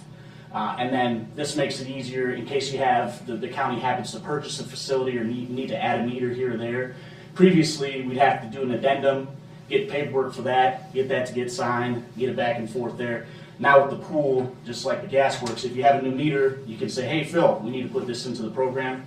Not a problem, you get it in there. Same thing with if a meter comes off. If the county happens to sell a facility or you have a demo on one of your facilities, there was a 10% ad drop when there was individual county contracts where you wouldn't be penalized for early termination fees.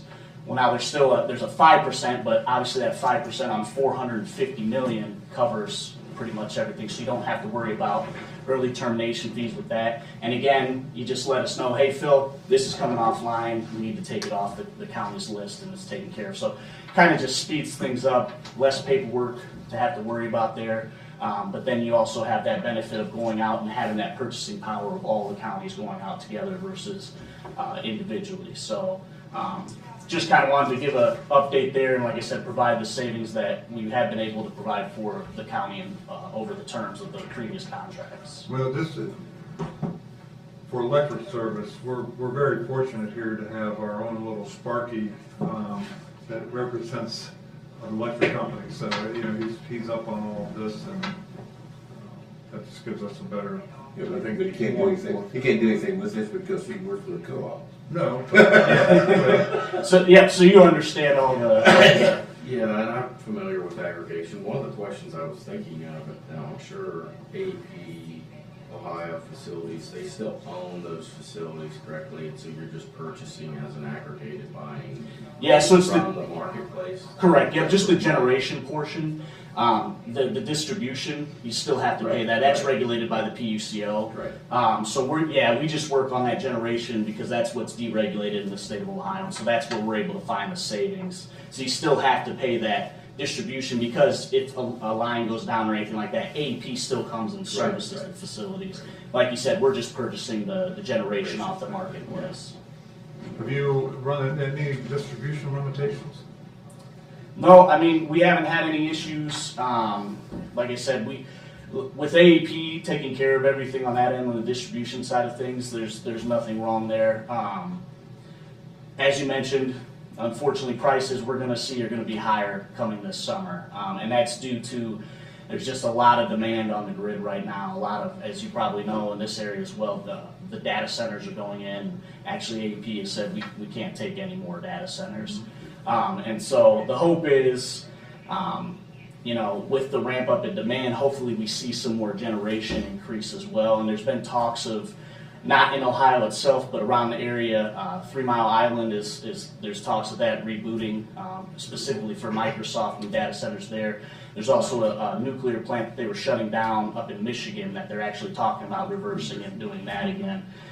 So right now it's a little bit just on edge with the market, but the hope is that going forward, we'll have a little more clarity on what's going on there. And like I said, the good thing is by going out with the bulk purchasing, we're able to get, a better rate than versus if we kind of went out individually and provide the savings there. So how often do you contract your, the groups? The groups, yeah. Yep, yeah, usually like when prices are set for the lock-in, right? Yep, yeah, so usually we go out for 12, 24, 36-month terms. And the way that the pools are going to run going forward, there's going to be 3 separate pools. So there's going to be smaller ones, and I'd have to look to get you the exact numbers. I think it's under 700,000 kilowatt hours annual usage. So those are all in one pool. Then there's a medium from 700 plus to, I believe, a couple million. And then there's a third pool, and there's not as many, obviously most of the uses in that third pool, but not as many meters in that one. So there'll be pricing for each of those pools. And so the contracts could differ based on that. The majority of the counties, meters are gonna fall under that, the first pool there, the smaller one. There maybe a couple in the medium with the jail and a couple of facilities like that. But, yeah, usually it's a 12, a 24, or 36 month that it's contracted out for. I don't know if you know, but did capacity have anything to do with Intel delay? I think that, as well as obviously there's some uncertainty with the new administration too on if they're going to continue with the CHIPS Act there, if it's going to be clawed back. Unfortunately, yeah, they just ran into delays with numerous things. They're talking about 2031 or something. Yeah, that's what. And then AEP is talking about, well, I can't give you no electric. Yeah. I can't give you that much electric to this plant. If I do, I'm shutting everybody else off. So they can't. Well, yeah, most of Intel's delays have been on the financial end, CHIP Act and just changes in financing but the restriction, I mean, the AP transmission restriction impacts every distribution company in the state, whether it be a co-op or a union. Right, everybody's going to feel the crunch regardless of 25 megawatts, which a data center, some of them are north of a gigawatt. Yeah. So they're looking at bringing in their own. Actually, PJM just released new guidance for data centers that are trying to build their own generation islanded because they've got their own generation issue. Right. In 3 years, they may not have enough generation to meet current demand, so projected demand. We haven't even looked at the AI impact too. That's That's what's driving the data center. Yeah. Lots to talk about, But that's, like I said, just wanted to provide a quick update and give you the savings analysis there. And like I said, hopefully in a couple months I'll be back to give you the concrete of what's going on with the pool and everything like that. So You wouldn't want to give us a number how high it's going to be. What's that? You don't want to give us a number how high it's going to be. Well, so I can tell you, folks that are directly with AEP, we have the price to compare, which is if you're not shopping that. We're thinking it's probably going to be 11 cents, around 10, 11 cents. So back up to what it was a couple of summers ago. The good news is, so the big problem is capacity is what's driving. Capacity is only 30% of your generation, but still, we're seeing an increase from, I believe it was $48 per megawatt day to it's over 200 now. So quite a drastic increase. But again, the other problem is people are out there trying to scare folks and say, hey, you're going to see, a 200% increase. Well, it's only 30% of your price. You are going to see an increase, but it's not going to be that outrageous. But yeah, I mean, that's unfortunately, we're going to see, I mean, the previous rate, like I said, we had a 5.699 plus capacity. We're not going to see that 5.699. We'll never see that again. Might come down. I mean, there's some good. You probably there's legislation that they're trying to go through with a ceiling and a cap for the capacity there, and so that hopefully will help bring some. Because the problem is suppliers have to bid into that price to compare, and so they're trying to figure out without knowing. Usually, there's a 3-year. We know what our capacity is 3 year, but it's been so messed up with all the solar arrays that are still in the queue to be. Set up and put onto the grid and everything. There's just the FERC's kind of got some work to do there and get it taken care of. So Interesting times. Thank you, sir. Absolutely. If you have any questions, and Commissioner, I can get my sure. card here too, just so you feel free to say with you. Yeah, absolutely. Thank you. All righty. Well, thank you for taking some time out. And Thank you. Have a great day. We'll see you again by at least early before May. Yes, sir. Yes, sir. Have a great day. See you later. Thank you.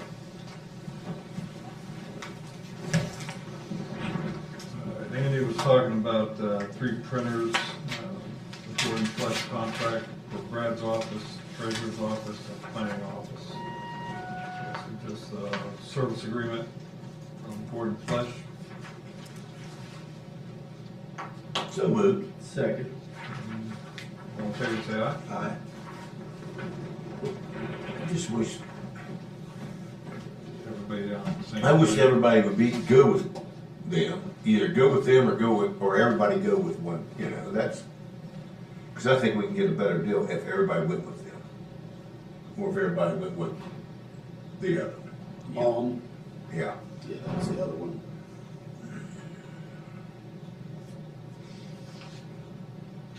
You might have a better chance of that, you know, when you think about it, with who's in office now, at the different places that were against us. Well, it's just, I I mean, mean, of to course me, we're to me, doing you would, that. to me, you would get a better contract because you have more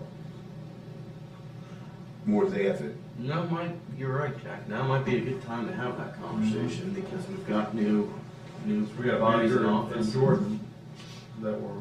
Yeah, but the thing is, we still got a contract with, Mom's probably still got a contract with that office. And the only reason those, you know, those are just end of service contracts, Right. basically, you know. We've had this one, what, 5 years, 6 years, or whatever, and after that time, it makes more sense for them to put a new one in here than service the old ones. Yeah.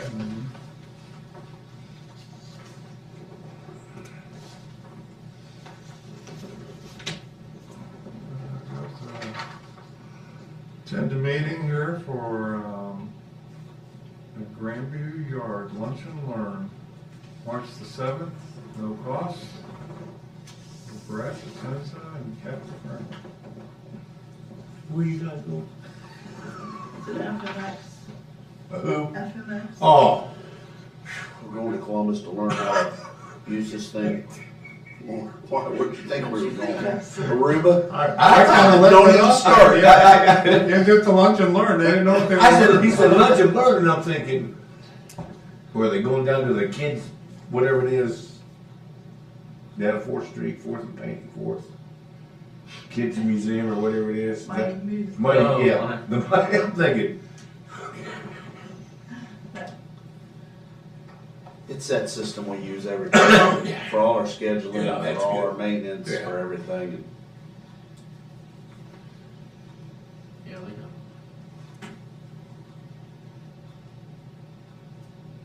make a motion on that. Not yet. So, second.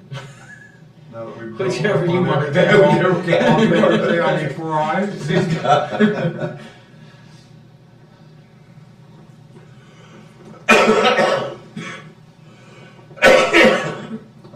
You still got it, don't you? Man, I had whatever that was, It's- and I coughed for a week after I felt better. It just, I can sit here and drink water, and my throat is just dry. I mean, it's completely, it's dry. It's just, I'm tired of this. You know, the worst part about this winter was that it got warm last week. And then it cooled down the other day and I was, man, what in the world happened? I was ready for it to break and be done. I fought it all last week. Sickness? Yeah, I had a tear. I had it all in the head and in the chest. A couple weeks ago, it was, I finally had to take a day off. I was out, I was down. Got a liquor license for Atomic Speedway. so moved. Second. All in favor, say aye.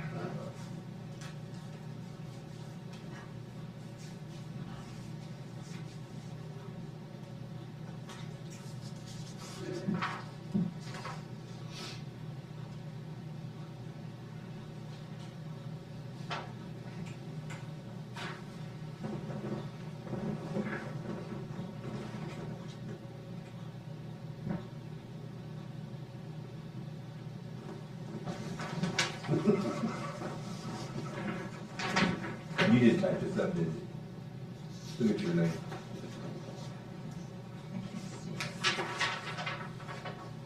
The French, Is it French? yeah, Let's talk about it. was typed down the bottom, what's this, right above your signature and Brad's signature above. Keep going. Right there, read that. What's your last name? Primer. It's a pirate. Look at I'm thinking. Okay. Happy I gotta sign River. it. I gotta sign it.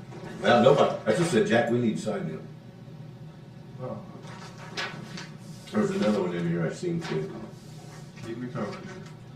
I'm trying to. But I'll find it. There it is. Well, there's one. There's the other two.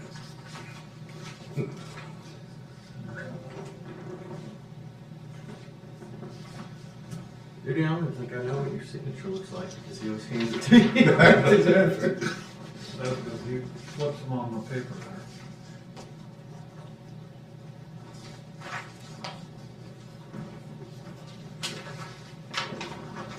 It's like a big old chicken scratch.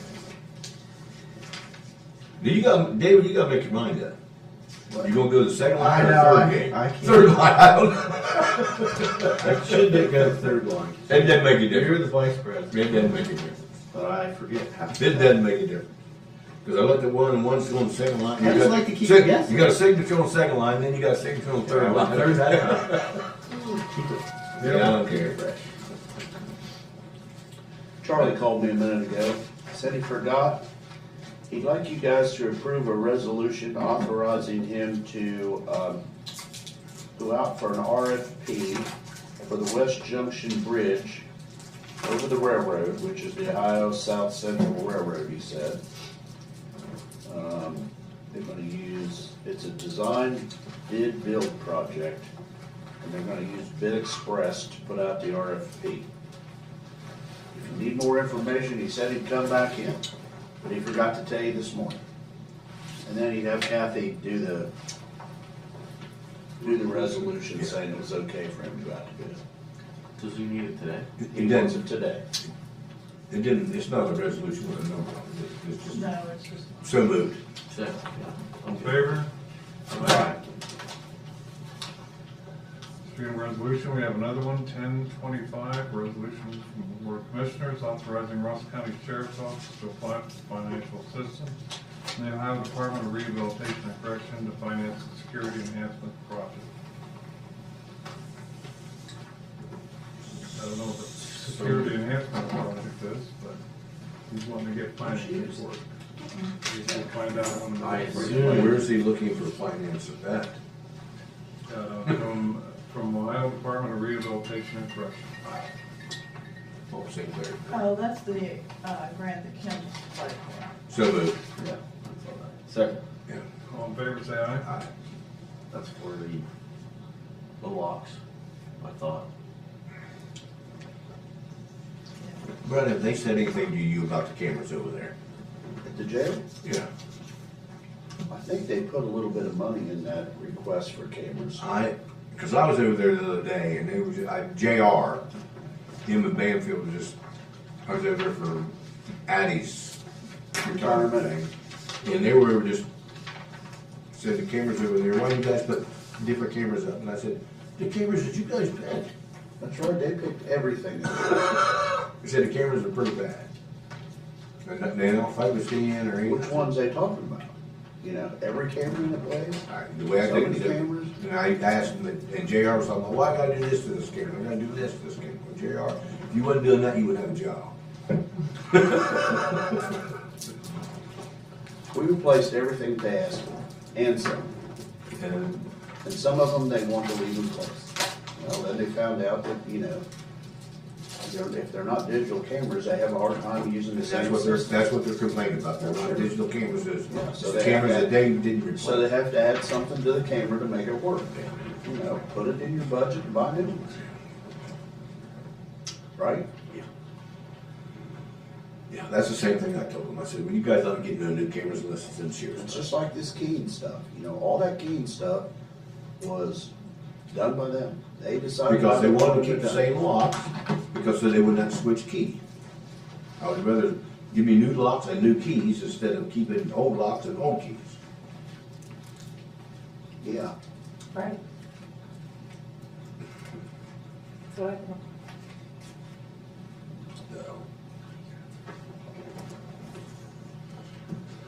Well, Melanie, we'll wait till 11 o'clock, see if any press shows up. Okay. So, we'll let it on time.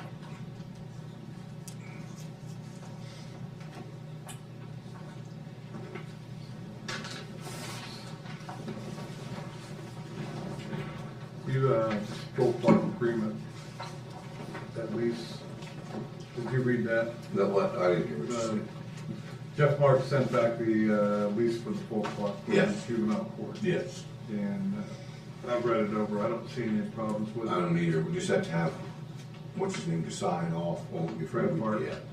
before we sign it. Yeah. Do you guys want me to get that over to them and? Yeah, I didn't read it, but I feel pretty confident they said His logic. feedback that we Makes gave sense to to me, Jeff. yeah. It's all in the same font too, I think. So Yeah. That's a good.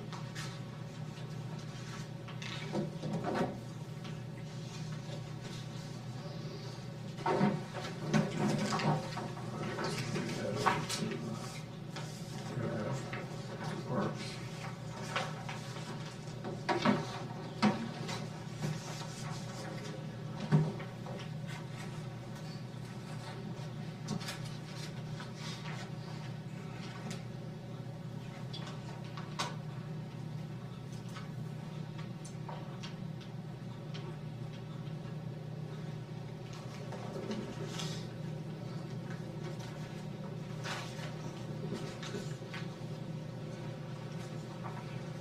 Right, she asked me to ask you maybe 19 times about a golf cart. And She probably took care of it all right. I sent you an email on my own. I'm gonna forget. It's all good. Today is the day that she was to reserve it. She was in her head, she took care of it, yes. It's all good. We got some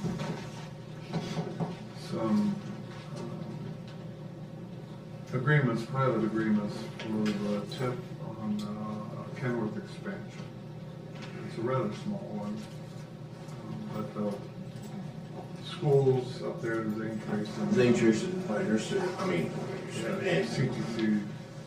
we need to sign that, we need to sign off on that. Yeah, I told them I wouldn't sign off until Kenworth signs off, because I don't know if they have an agreement or not, and we're the final authority. on Right. that. So we're not Okay, signing I was that just- until Kenworth signs it.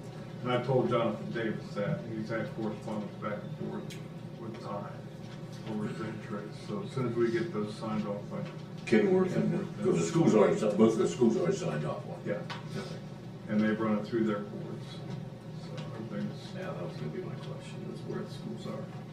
How come you didn't tell any of us you were at the Quebec State House testifying?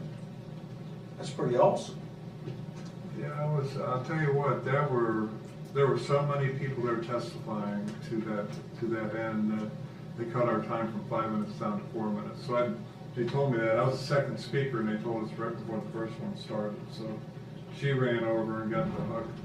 I didn't want that, so I just scrapped a couple paragraphs and then I got out of there with 30 seconds to spare. Well, the thing is they should know, you got all these people coming up talking about this thing, that they should know that part of the thing needs funding, and going local is not helping out whatsoever. Well, you made the newsletter, did you see it? Yeah, he titled it. Yeah. I headlined it. That would be good as we get on. Yeah, what are we social talking media. about? Jack testified to. Want me to send this to you? Yeah. I'll send it to you. But you could, you can go back on the Ohio channel and look, they have all of that stuff recorded. You At the State House? Yeah, I gave them a copy of my testimony just so that you have it for Jobs and Family Services meeting. I'll tell you what, there was a collective gasp when I gave them our specifics of $252,000, 252% increase over the last 10 years in our costs. Going from there $3 million to $10 million. with no indication that that increase rate is gonna slow down or low. And the thing is just the lights getting dimmer and dimmer. I read that in there, I had no idea it gone up that much. That's a lot, that's a big difference, that's a huge. Neither could they were. Yeah. So that was a pretty good response from them, but yeah. We'll see if House Bill 96 passes or that children and youth budget in the state budget gets funded. But they're asking for them to let all the providers know what they're charging, and then they're gonna cap it at that. Yes, they're gonna, what are they gonna cap it at? They're gonna cap it at what they want or? No, they'll cap it at what they told them it was. Okay. So, you know, and it was, there's a deep sucking sound, we gotta stop that. Well, because that's like, if you look at it, you know, their cap now is, you know, the state will reimburse you, or the feds will reimburse you up to $400, but if you're paying $1,700 a day, you're eating $1,300 of that. a day, and you can't, and they're trying to figure out, well, everything's okay. Well, it's not okay, because I'm eating over half of that. Well, it's predicated upon something that we always talk about, and that's the mental health of the kid. Right. An unruly kid that is tough to reason with and everything, I'd charge more for that. I can't hardly blame them. Yeah. But we just have so much chatter in the news and sort of in commercials on TV. Everyone's a pharmaceutical. And the thing is they know that we have to pay it. Mm-hmm. You know what? We can't say no. You can't say no. It's not like going out and buy a car. You can negotiate with a car or anything else, but you can't. There's no. They say, okay, if you don't take it, we'll give it to somebody else. Going to take it. Yeah. Yeah, there's a wee little bit of a problem.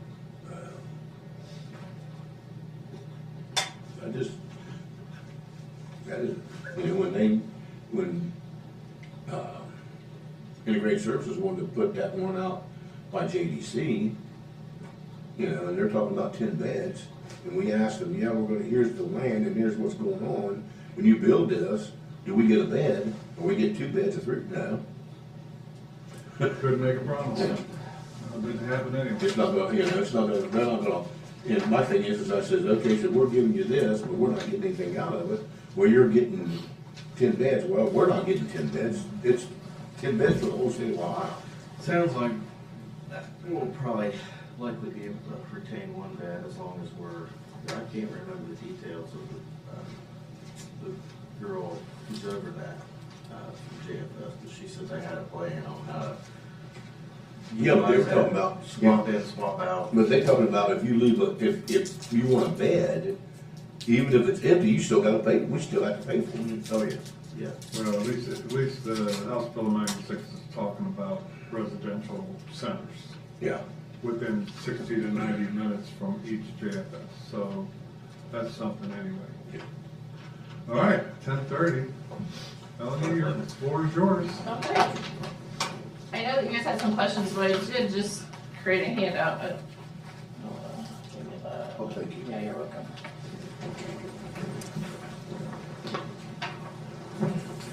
Oops. I'll give you a paperclip back. Okay, I think that was, yeah, that's your paperclip. And I have Richard with me today. I didn't know if you had any specific questions about him. Richard, so. how are you? I can give you this one done too. I have an extra. Do you want me to just stay up here? Yeah, wherever you want to be. Okay. Well, the pages at the end of this are kind of redundant, but I feel like maybe those 4 slides might be everything that you're interested in. But our terms are 40 years, and then a person can do another 4 years for the same appointing authority. So if you appoint someone in 4 years, you could appoint them again for another 4 years. And then they need to take a year break unless they would flip into an Ohio Moss appointment. Then they could technically do another 8 years. Okay. They are supposed to have an interest in mental health or substance use. Of course, they're not compensated. We do like reimburse travel expenses. And we feed them when they come to our meetings. And then on the second slide, so this changed. I think I said you wouldn't have been here, but it was been about a year or 2 ago that the commissioners now have 2/3 of the appointments. So the commissioners get 9 appointments, and the state gets 5. We have a 14-member board. We have to have at least 1 physician or psychiatrist. So your most recent appointment was Dr. Eric Crawford. I knew I had somebody leaving, so I was trying to fill that with a doctor. And then we have to have a person in recovery from, or lived experience recovery, however you want to say it, from mental illness and substance use disorder, a family member of somebody with mental illness, and then a family member of someone with substance use disorder, and then a mental health clinician and a substance abuse clinician. And of course, these people cannot work for one of our contract agencies. And then that just says, they're supposed to the item board, they follow the sunshine laws, plan for services. This shows you what our breakdown is. So the commissioner appointments on page 3, Ross gets 3, Pickaway and Highland get 2, and Highland is the one when the change took place. They're the ones that benefited. They went from 1 commissioner appointment to 2, and then Fayette and Pike still have 1 commissioner appointment. And then this last page, you'll notice that all but one of my OMOS appointments are actually from Ross County, in addition to our 3 Ross County appointments. And I have Nate Elliott and Donna Collier-Smith. They're going to be coming off at the end of June, so I may try to diversify a little bit and find somebody in another county. But Ross is well represented. Was Dr. Hagan part of your board, or? He is not. So he actually technically, because he's retiring. Yeah, he's retired now, so. Yeah. We can add him to. We could. Good. But he, currently wouldn't have been an option. Well, let him get a couple golf games in before we do that. Yeah, that's a good. And watching other people mow the grass. Yeah. That's not a bad idea, even when these OMOS appointments come up. Yeah? Yeah. Okay, well, we just, we've never heard of you and just wanted to. I've met you several times, Jack. Well, yeah, but the other guys just need to. Absolutely. Get to know you a little bit. So something that's not in that, but the other thing that we try to do is we try to represent different sectors of the community. So we always try to have law enforcement, the schools, healthcare. And the thing that stood out when someone recommended Richard to me was that he runs a nonprofit. All of our contracts are with nonprofits. So I thought, well, when we go to do these contracts with these agencies, he's going to have an understanding of what it's like to be in their shoes. Yeah, Sojourner does a real good job for the community. We always appreciate that. Thank you.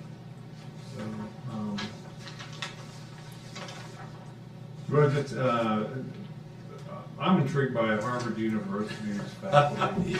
You got to share that with me. Yeah, so I'm on the faculty of the Minds at Work Center at Harvard University, and it's run by Robert Keegan, who is he's a psychologist there at Harvard, kind of considered the foremost sort of adult development theorist in the world, actually. And he has a process called immunity to change, and it helps people to create change where they really struggle. And he kind of makes it. I'm going on and on here, Jack. Do you want all this? Sure, yeah. Okay. Wait this by the throat. Okay. He makes this distinction. So it's an idea that we see the world through frames, right? And a lot of times it's just like glasses, and we're not aware of those frames through which we see the world. And so the process is to help take those frames off, just so we can see them, right? Attitudes, beliefs that color what we do. And so, for example, I work with Tulane University, support a research project down in Tulane University, uses this project. And it's people who are prescribed blood pressure medicine, but they never take it. They're literally going to die because they have a mindset that keeps them on blood pressure medicine. So we work together, actually supervise folks that work with them down there, to help to identify what the mindsets are. A lot of the mindsets are around things like, taking my medicine makes me admit that I'm getting old, and I don't want to admit that. Or taking my medicine puts me in a routine, and I want to be able to do what I want, and I don't want. I reject routines. Or a lot of caregivers. I have to take care of other people before I take care of myself, and so they discover those mindsets, and then they try to change those mindsets to mindsets that help them to take their medicine. We do this with all sorts of, we do it with weight loss. I work with folks in weight loss who, I'm going on and on, Jack. No, I mean, I'm interested in tying this, how this helps the people in Ross County. Yeah, so this particular, it's a way to help folks. We've used it with young people in Youth Build and other places. Things like kind of some of the things you were talking about, Jack. Mm-hmm. Young person gets talked to cross on the job, right? And might walk off the job or might say something inappropriate to a supervisor, and it's because of mindsets that they have around when you're in a confrontation, how you respond, right? And so it's really helping folks to identify things that they want that they can't get to. New Year's resolutions, right? And a lot of times what we do is we do technical solutions to adaptive problems. So technical would be I just need knowledge and skills, right? If I need to fly a plane, I need knowledge and skills to fly a plane, right? But if I have a mindset around fear of flying, I'm not going to be able to do it, right? So you need both technical and adaptive. And a lot of times we throw sort of knowledge and skills at problems that are of how we see the world that keep us from doing it. Immunity change, the idea is immune systems protect us, right? They keep bad things from getting in. But sometimes our immune systems keep good things from getting in. They kind of go haywire. And so that's what this is taking a look at what we're filtering out that we actually want in order to create the change that we want. Yeah, when I think of people going into the jail, and there's a lot of people with mental health issues that get arrested and sent into the jail, and how do you catalog or categorize solutions to issues that are as individual as the individuals going in there? To me, the grouping has got to be pretty loose to be anywhere near effective, and that in itself delineates the effectiveness. If you're saying, if I'm hearing you correctly, you're saying that it's each individual. Yeah. Yes, and that's this process that I work on, right, is all about individuals identifying their own goals and goals that they have struggled accomplishing, right? So it's very, very individualized. A lot of branches on that tree, isn't there? There are tons of once you start pulling the string, as you know, it goes all sorts of different directions. They'll all go, yeah, but. Yes, absolutely. A lot of yeah buts. I'm glad I don't have to figure that one out. My brain's hurting just thinking about it. No, that's it's such a deep issue. Yeah. And having a common solution is tough. Yeah. No, it's you know, thoughts. We all have thoughts, and some of those thoughts, you know, we really get connected to, and it's hard to get disconnected from sometimes, you know, and helping folks to, one, just step back and being able to see these things, right? Just step back, being self-reflective and seeing what's going on, and then kind of think about where do I want to go, and what do I need to change about how I see the world in order to get there, right? Because a lot of times it's the way we see the world that keeps us to where we want to go, you know? You know, I got to wonder what kind of workforce sustainability we have with this, and how do we build that? Yeah. Because it tends to rank so quickly. Any kind of social work or counseling, especially in a business that's tough to win at, is demoralizing. It is. And as you know, go ahead. Well, I was just going to say, you know, instead of working with clients, working with providers, and how you shield yourself from that, or at least survive it, so you can keep going, and we have a big enough army to try and tackle this. Yeah.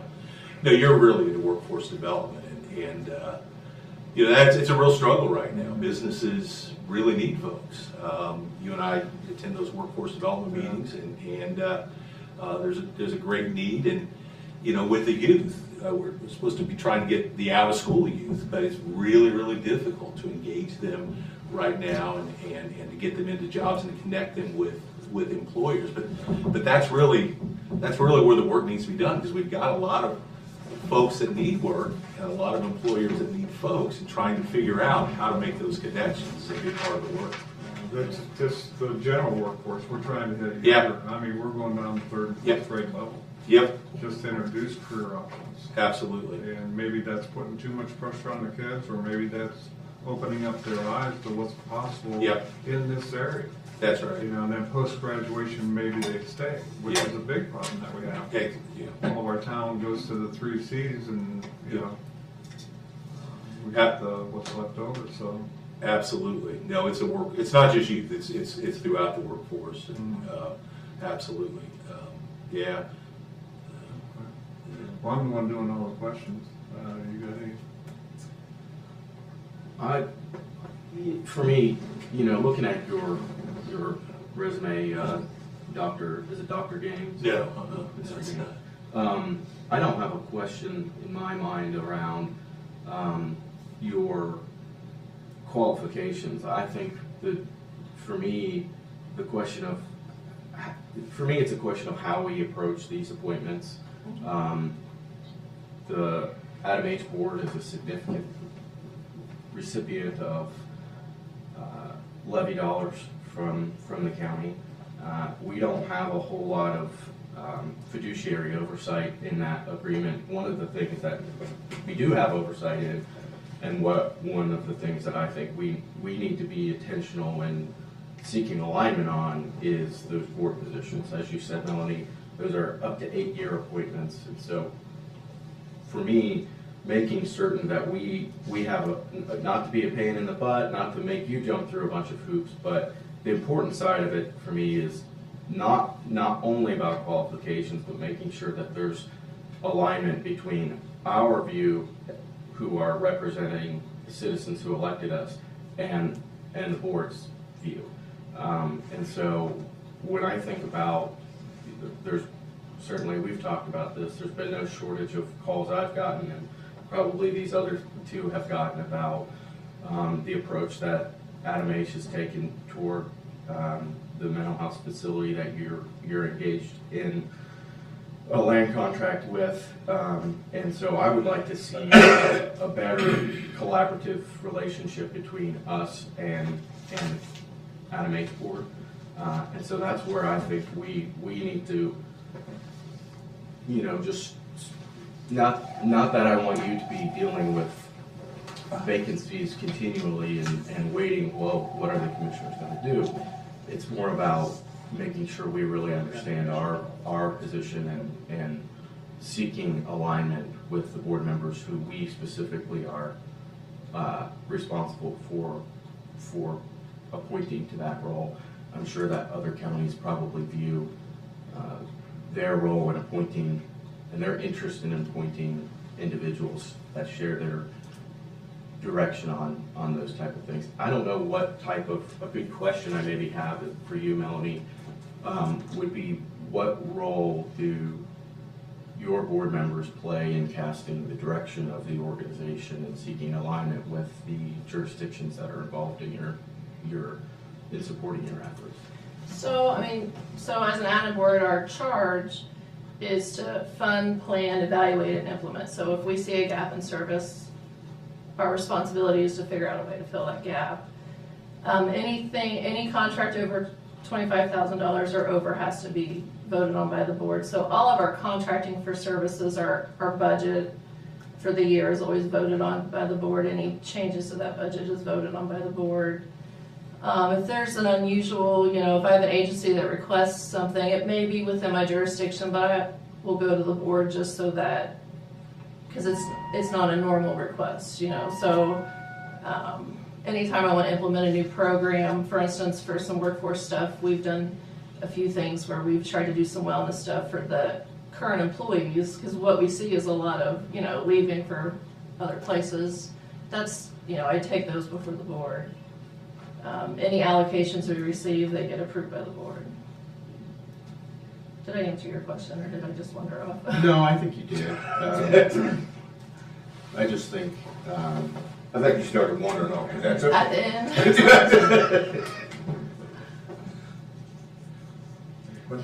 That's just where my thoughts are, is how can we make sure, maybe not specifically on this one, but maybe in the future, I don't know, how we make sure we're aligning with you on, and being more clear and collaborative around where our vision is. I agree with you that we need, I support and recognize the need to address mental health, but I want to make sure that we're doing it in such a way that is in alignment, not just with us, but in alignment with the direction that the county expects us to go. And we talked about that one-on-one, and my concern for Adam H. is that, if we say that, if the voters say that this is an important endeavor, which they have, retaining that goodwill is important to retaining and addressing that need.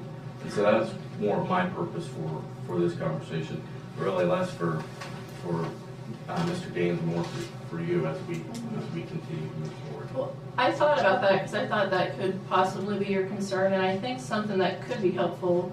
Now, of course, if somebody resigns, I can't let you know 6 days before that happens, but if I see, I was thinking, if I see that someone's, because I start thinking, right, when I know I can tell you who's gonna come off the board this year, because I try to keep it full. So if I would let you know like 60 days in advance, that would give you time to also think, and you might say, hey, we've already got somebody in mind, or let us think about this before you refer somebody. I mean, that could be a way we could be more collaborative. That's what I'm saying, is I would like to be, and this isn't just for you, there are a lot of outside agencies that are non-governmental agencies that receive property tax levy that we either have fiduciary oversight or we have appointment authority to those boards. Mm-hmm. And so it feels like the current status quo is those boards give us a list of who they want to appoint. I would rather it move forward in a different, more proactive way, where you say, we've got a vacancy coming up we would like to fill. How can we work with you to identify individuals who may meet those? Mr. Gaines probably would still meet that criteria, but I'm very sensitive to how we collaborate further on both board appointments, but decisions that are made by Adam H. and making sure that we're providing you and vice versa, that the relationship is reciprocal. So do I have a motion to accept? So moved. Mr. Dean? All in favor, say aye. Aye. Thank you. Thank you to meet you. Yeah, my kids went to school with you. Oh, really? Gaines is African American kids. Oh, yeah, yeah. Etheridge and Cornell. Oh, yeah. Michael made it too. Why I grew up were you? Yeah. Where you live? Well, I live on 180 now. Okay. I grew up on the second house there. That's where I lived my whole.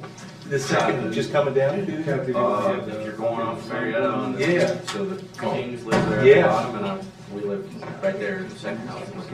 Okay, where the Lopez's are, or where the? Next to the, right between the Okay, is that right? Okay, Yeah, okay. so. Hard to get out of that one. Well, good to officially meet you. Yeah, you too. Thank you. Good to see you, Jim. You push it down. Good to see you again. Okay. Yeah. Good to meet you, sir. I copied you in the media release. Oh, cool, thank you.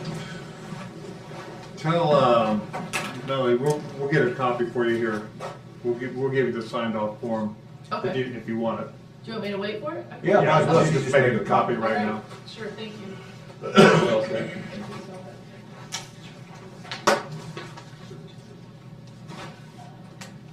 Yeah, I'm not trying to be a pain in the butt. When you have $1.2 million of county funding, I'd like to change the approach on how that deals. Well, It's not up to me. I mean, it's up to us. It's just a thought I have. We shouldn't rubber stamp appointments. Yeah.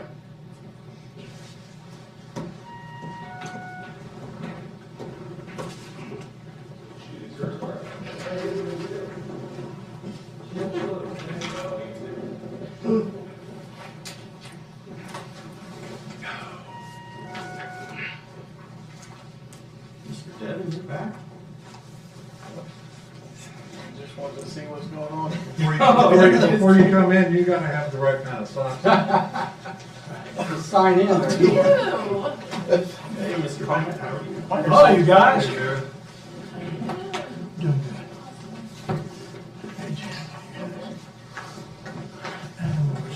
I don't like watching the streaming version. I like it live. You like to be here in the front, no down on the floor seats, huh? Yeah, on the sides. I get in here and then Gets you guys splattered doing okay? before I get- See you on Facebook.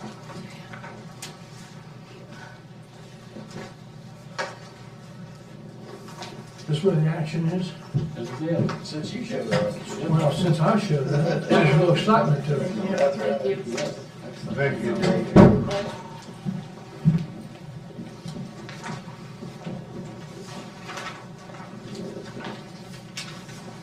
Those were great conversations with your residents. We're gonna wait till 11:30. I thought it was nice. Yep. Yeah, that was great. Got a few calls about it. They were good. I don't get a lot of those. What's wrong with you? I usually say many things. Most people don't give you a call if they've got good things to say.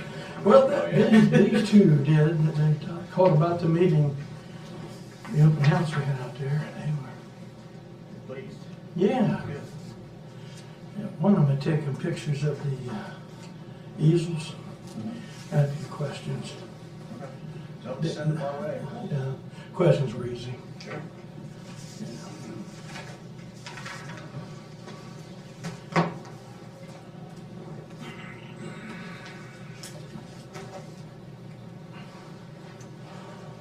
So Jim, how you doing? Me too. Did you How say about anything? labor agreements? That's,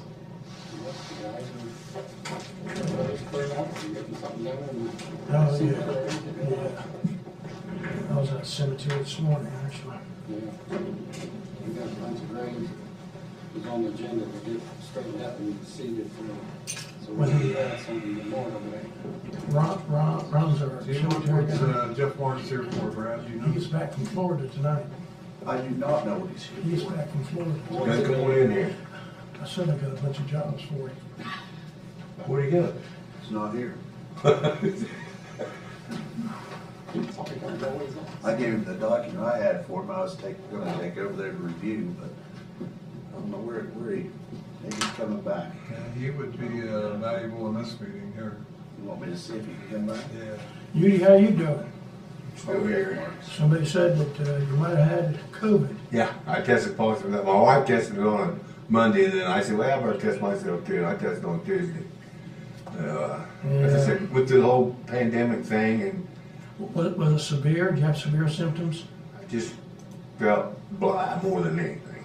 Yeah, I'm knocking on wood. I've had it 3 times and no severe symptoms. Just now, my throat seemed like it's so daggone dry. I just can't. I had a headache with it. I got it. I had a headache, and it went like straight down my back, and I'm thinking, Yeah, they found it on me. They found it on me 3 times by accident. I had doctor's appointments, Yeah. and they gave it to me automatically. And they go, you need to go home. That's well, I was I got up it. at OSU, and they stuck me in a room 4 hours. They forgot about me. They quarantined me, then they forgot about me. I don't think they forgot about it. Well, I looked out the door and I said, anybody home? That's what I finally did, I was, I said, you're still here? That's just what you want. Secure when they waste your day. Yeah, I had that last week of January. That was I didn't test it for anything, but I felt exactly what you said, coughing and my head all the way down my back. Coughing, it was, oh yeah. I had shivers at night. And, it was as sick as I've been. And, The only thing I had was headache. And I don't have headaches, Like I said, I had a headache, and it was. what did they tell Keep banging your head on that wall back, on that door back. Yeah, I'm doing my best. But, I told my granddaughter, she hit her head, and I said, you're okay. You're okay. You're my granddaughter. Got a hard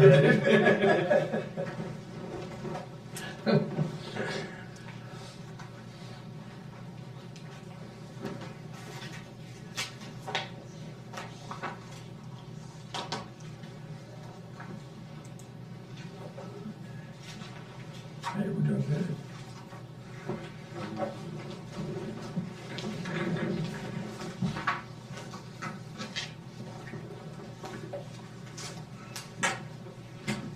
So John, all be rested up, getting ready to fire into it, won't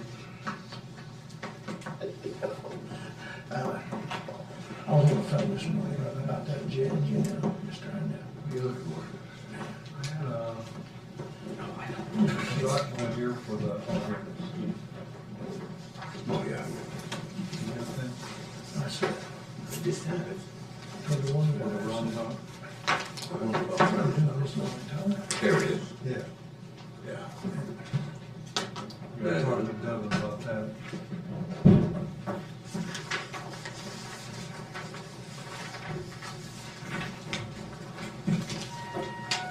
Devin, do you want an action on this? For the roundabout? Today, I mean, I'm not sure. if you guys are ready, you can. I don't know if we're ready, but, this is kind of still evolving. I was gonna tag it on our discussion this afternoon. Okay. If that'd be all right. All right. That'd probably be best. Yeah, that'd be fine. Okay. We're waiting for you, Kevin. We're waiting for We're waiting for You ready, yeah? Still got a minute. Still got a minute. A whole minute, huh? Got a whole minute. I can't believe all that time. If the media comes in, say Chillicothe Gazette comes in and say, we got started early because. Hey, I'm the bodyguard, I gotta go. Yeah, I called in the heavy hitter. Well, I'll tell you one thing, you talk about hitting my head, I've had 4 skull fractures.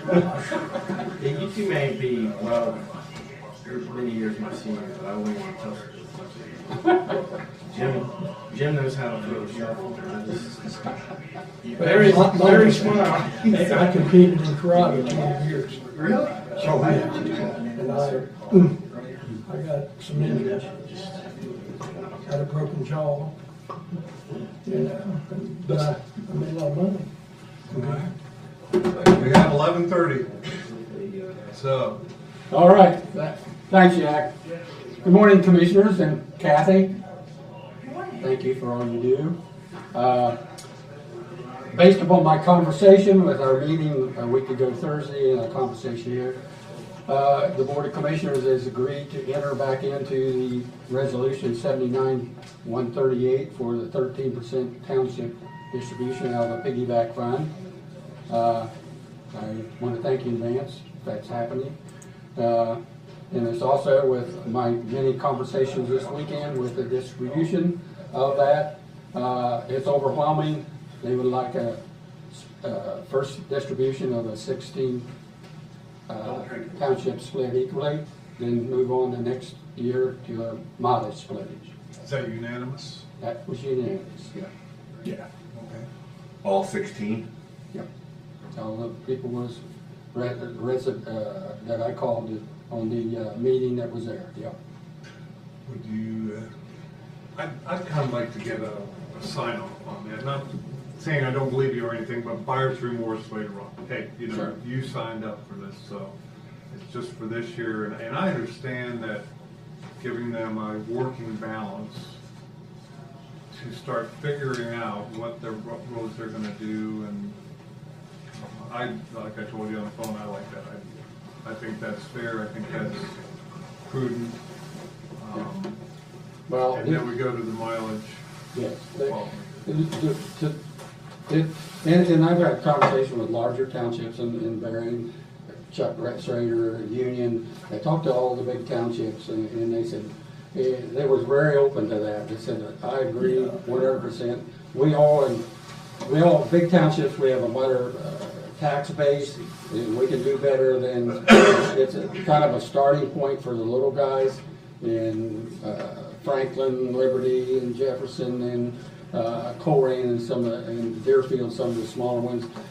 They were absolutely elated that that we went back and they're getting some money they can plan for the future. Because it takes a while to plan these paving projects. You don't just call and say, hey, we want to call a paver, but we can work through Charlie. We can, and that takes over a year process to submit what we want. He sends out Paul Cockrell will go out, and I have him every year. I don't know where the rest of them do, but I just take him around my roads. I said, well, what do I need to do? This is the amount of money I can spend. Where wisely do I need to spend it? And then I submit it with Charlie.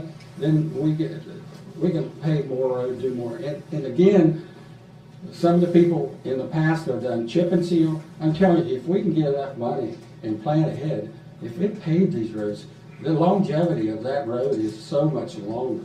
You're talking about 10 or 12 years, versus the chip and seal road is 3 to 4 at the maximum. If it's a high mileage road, it's less. So it's well worth the extra effort, but I applaud you and thank you for your openness, and you haven't told me you're going to do that yet, but I'm going to thank you in advance because I know you're going to do the right thing.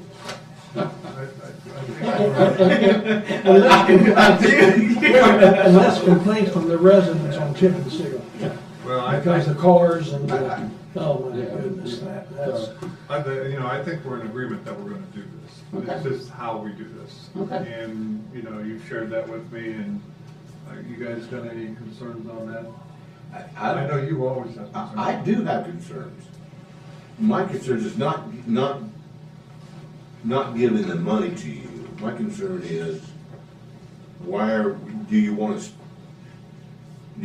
to start an equal Yeah. this year? Yeah.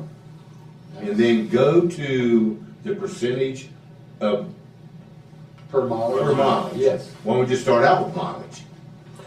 It's So I'm just because- saying, that way you can adjust your budget because you know that, let's say that you're getting, Jefferson Township's getting, I'll just throw this number out here, I know you're not getting it, $300,000 to do your roads. Thanks. And you know that next year I'm gonna get $300,000. Or at least that much coming to me because of the mileage in my roads. Because right now, if we go equal, it's really not an equal thing because Green Township has more roads than Jefferson. Union has more roadways than Green. Concord Township has more roads than Green, Jefferson, and less than Union, but everybody's gonna get equal. Next year, you're not gonna get equal. Yeah, that was the plan that I submitted and talked to the township trustees. They were all in agreement with that because they thought the little townships needed a little extra boost this time. And- Excuse me, Jim, not to interrupt you, but we got to talking, and I talked to other townships too. The small townships, this money's been held up from big and small on mileage for a while. Yeah. And we decided the small townships get screwed on, sorry to use that word, but they get screwed all the time on just the quality of everything going on. And some of us just thought, why not start out this first year with, what is it, 55,000 divided by 55.5 divided by 16? Yeah. Yeah. And so, since it hadn't been given for so long, it also gives a jump start to the smaller townships. And next year, I guarantee you, the money, we will all know what's coming to us due to mileage. Wouldn't you say, Jim? Oh, yeah. We will know due to Jeff Lehner and others. So, and I understand your concern, Judy, but that was our thinking behind that because of small If you townships. can give me all 16 presidents to sign off on that equal, I will go along with it. Do you want it in writing? Okay. I would like having a signature on it, if you don't mind. Well, we need to put you in charge of that to go get them. Well, We've already put a lot of time in this. Yeah, you need money. We've already put a lot of time in this. And we can get that okay. I'm not complaining about that, but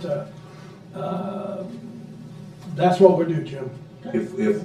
No, that's what we're doing. You don't say that my phone call and they were agreed is not good enough for you, right? Like I said, Jim, I just told my buyer's remorse later on. I never got a phone call from anybody. Why would you? Yeah. I don't know. My thing is, I'm not saying, I don't believe you guys, but my thing is it's, let's say that there's 16 townships. And 9 out of the 16 townships says, yeah, that's the way we want to do it. That's the majority of the townships that want to do it. But then I start thinking, well, how was it divided before? Miles, yeah, that's true. Yeah, Miles, correct me, I don't understand, when was that divided like that, 2005? Well, Was that the last one? 2000. In this month? 2004. 2004. When they quit. So, no, I'm just making the point that,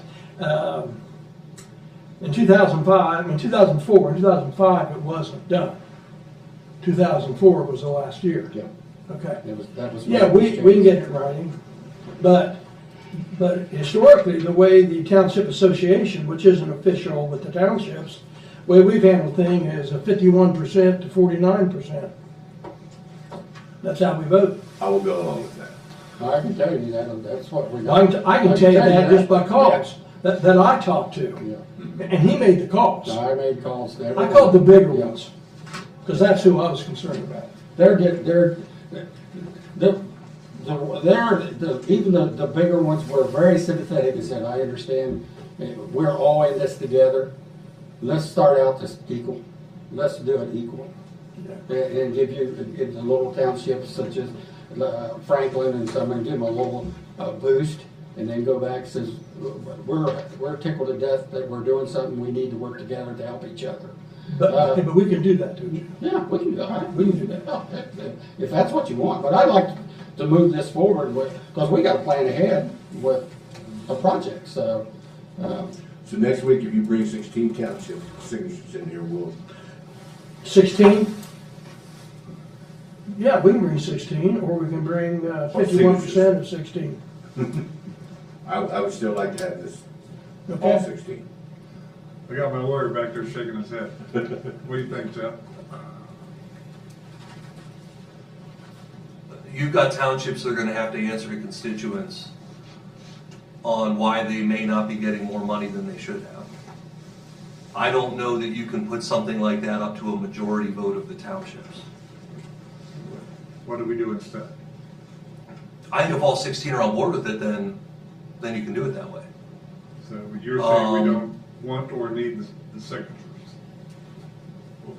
I think it would best protect everybody involved if you had the signatures, because what one trustee might say in a phone call without proper authorization from the rest of the board, you know, and I'm not saying that they're misrepresenting anything to you or that you're misconstruing it, but if you talk to one trustee from a certain township and the other two are like, whoa, time out, I'm not okay with that.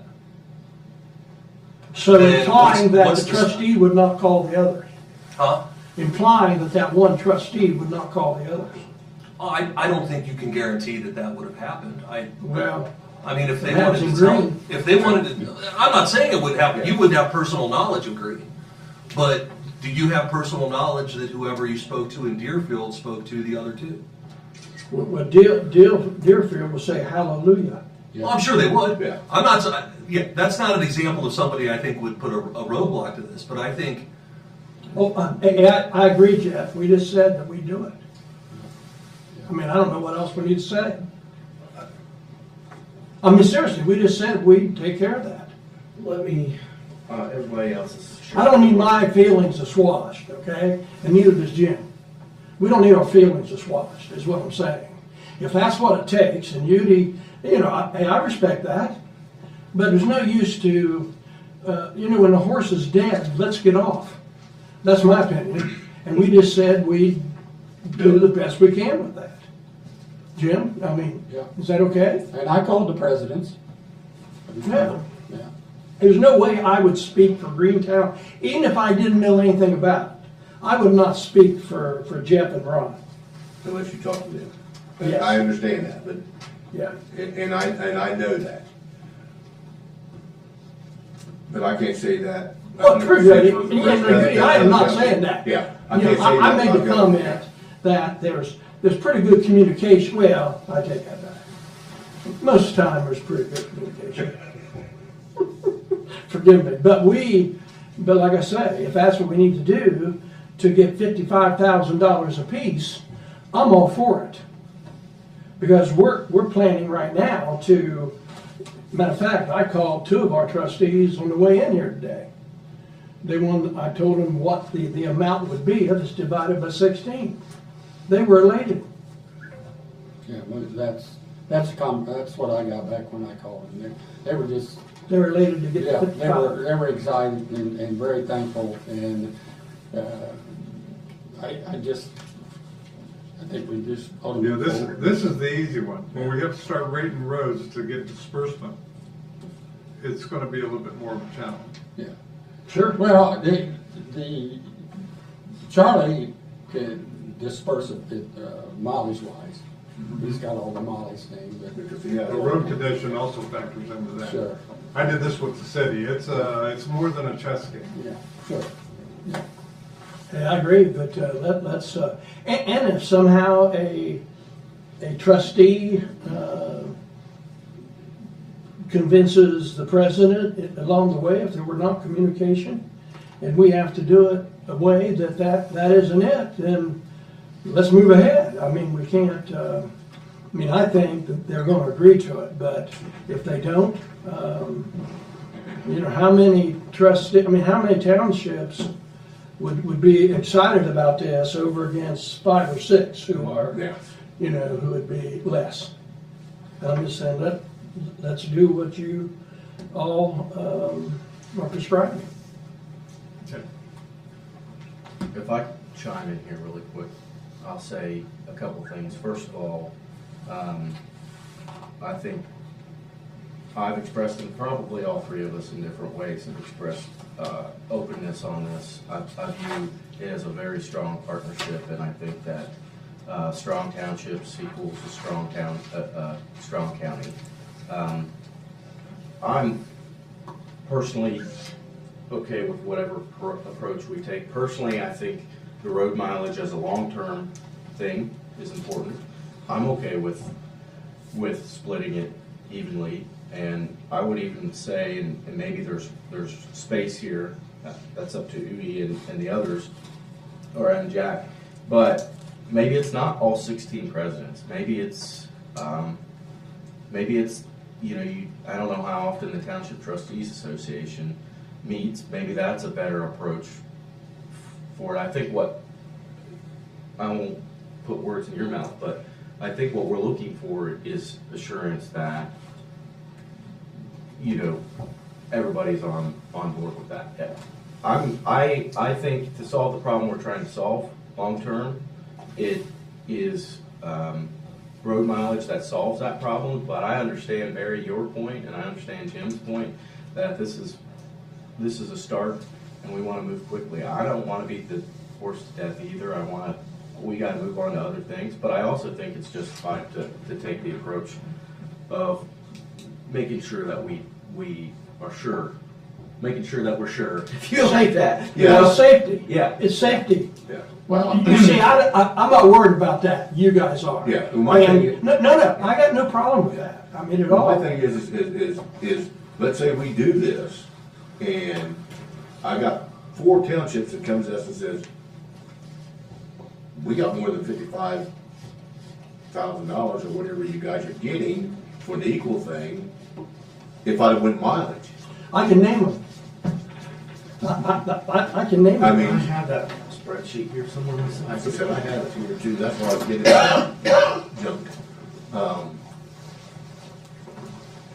I just don't want that to come back and, it's gonna bite us.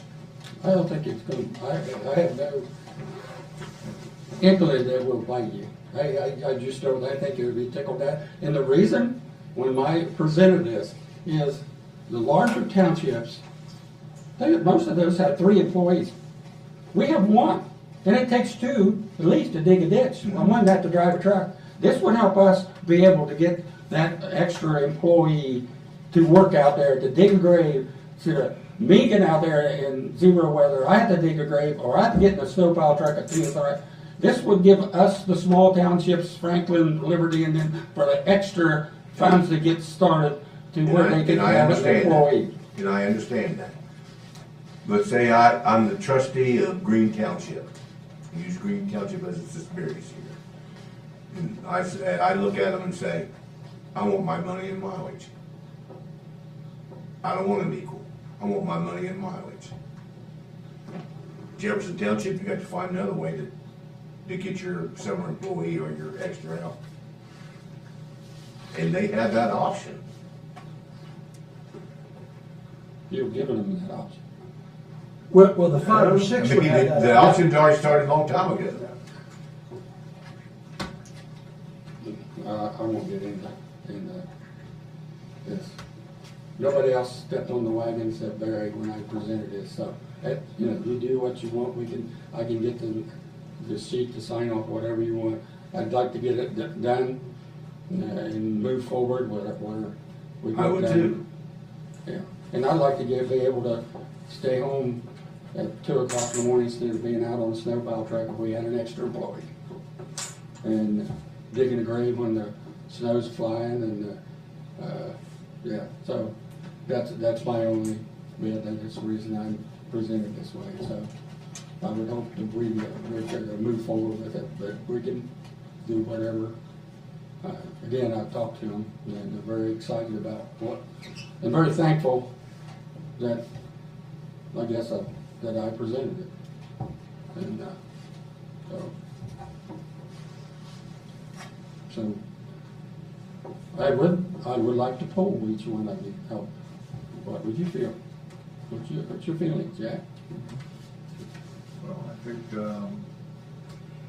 we just needed to decide how this is gonna work. I think we should be adamant in saying that this is for road repair. Oh, yes, it definitely goes in your road fund. Oh, yeah. Yes, that's what it's about. It's you can't take anything out of that you have to work on roads. You can't take that out there for general fund purpose. You can't transfer out of road. You can transfer general fund to the road and bridge. And road and bridge doesn't mean, in township, that's just a fund. It's really road fund. But you can't transfer out of that. You got to use for roads and ditches and so on. No, it But will be used for maybe roads. money that you were using out of the general fund for road repair Yes, before that can would- be used on yeah, something. I mean, it's correct. a little chess game. Yeah, so, David? Okay. You know where I'm at. I hope that I made myself clear. I'm in favor of it. Of moving forward, I agree that we need to make a decision on quickly, and we want you to be prepared to utilize that funding. But I also, you know, I'll give some credence to these guys in that making sure that we do it right is important, and I'll leave it at that. I'm ready to roll whenever everyone else is ready to roll. Well, is that what you want, Jack? Yeah, that's what I want. You want? We need to either, how do we make this official? What do Well, we need? that's the other thing we need to talk about too, is we got some housekeeping to clean up on this Yeah. 1979 resolution, because we don't, as you guys pointed out, and we did too, that thing's still out there with no record of what it's supposed to be used for. So I think probably the best approach is gonna be to rescind that and then start again with this new approach. And I think this year we have, I don't wanna, this is my 1/3 again. This year, my opinion would be we go ahead and cut a check out of the general fund when it's time to do that. But I would like to see this part of our budget planning process as we move forward. And then we're actually following the premise of the 1979 approach, which was direct allocation of a revenue line item, which is a 0.5% tax. But I think to your point, rather than trying to sort all that out on paper now, when we understand the premise of where we are, I think it makes more sense to just go ahead and move forward when we. So moving ahead, the format will be that, and Jim, you correct me, okay? I mean, I'm easily corrected. Been married 52 years. The format to get approval from the townships, all 16, is what? It's not a phone call that was made. That's what I'm getting here. So what's the format? What's the official thing that gets the money to us? That the distribution of the. No, not the distribution, the format You're that talking about what satisfies we- you all. The distribution, I think, will be easy once the format here is set. So what's the format? We're in agreement that we were going to have an equal distribution to all 16 townships. If the townships, And we need to sign off from the township trustees that that is what they want as well. so that happens, That happens before the distribution, because that covers 2025 distribution. Past 2025, it's a road mileage and okay? need kind of thing that you work out with Charlie. You know, our job is to make sure the money's available. We don't work it out with Charlie, we got a guy who's an expert on roads. Well, however you come So, up but with. I'm saying that when I say the format, you need a resolution, what do you need in the townships? A motion, what's needed? I'm not really sure if we need a resolution or not. What do we need, Jeff, do you think?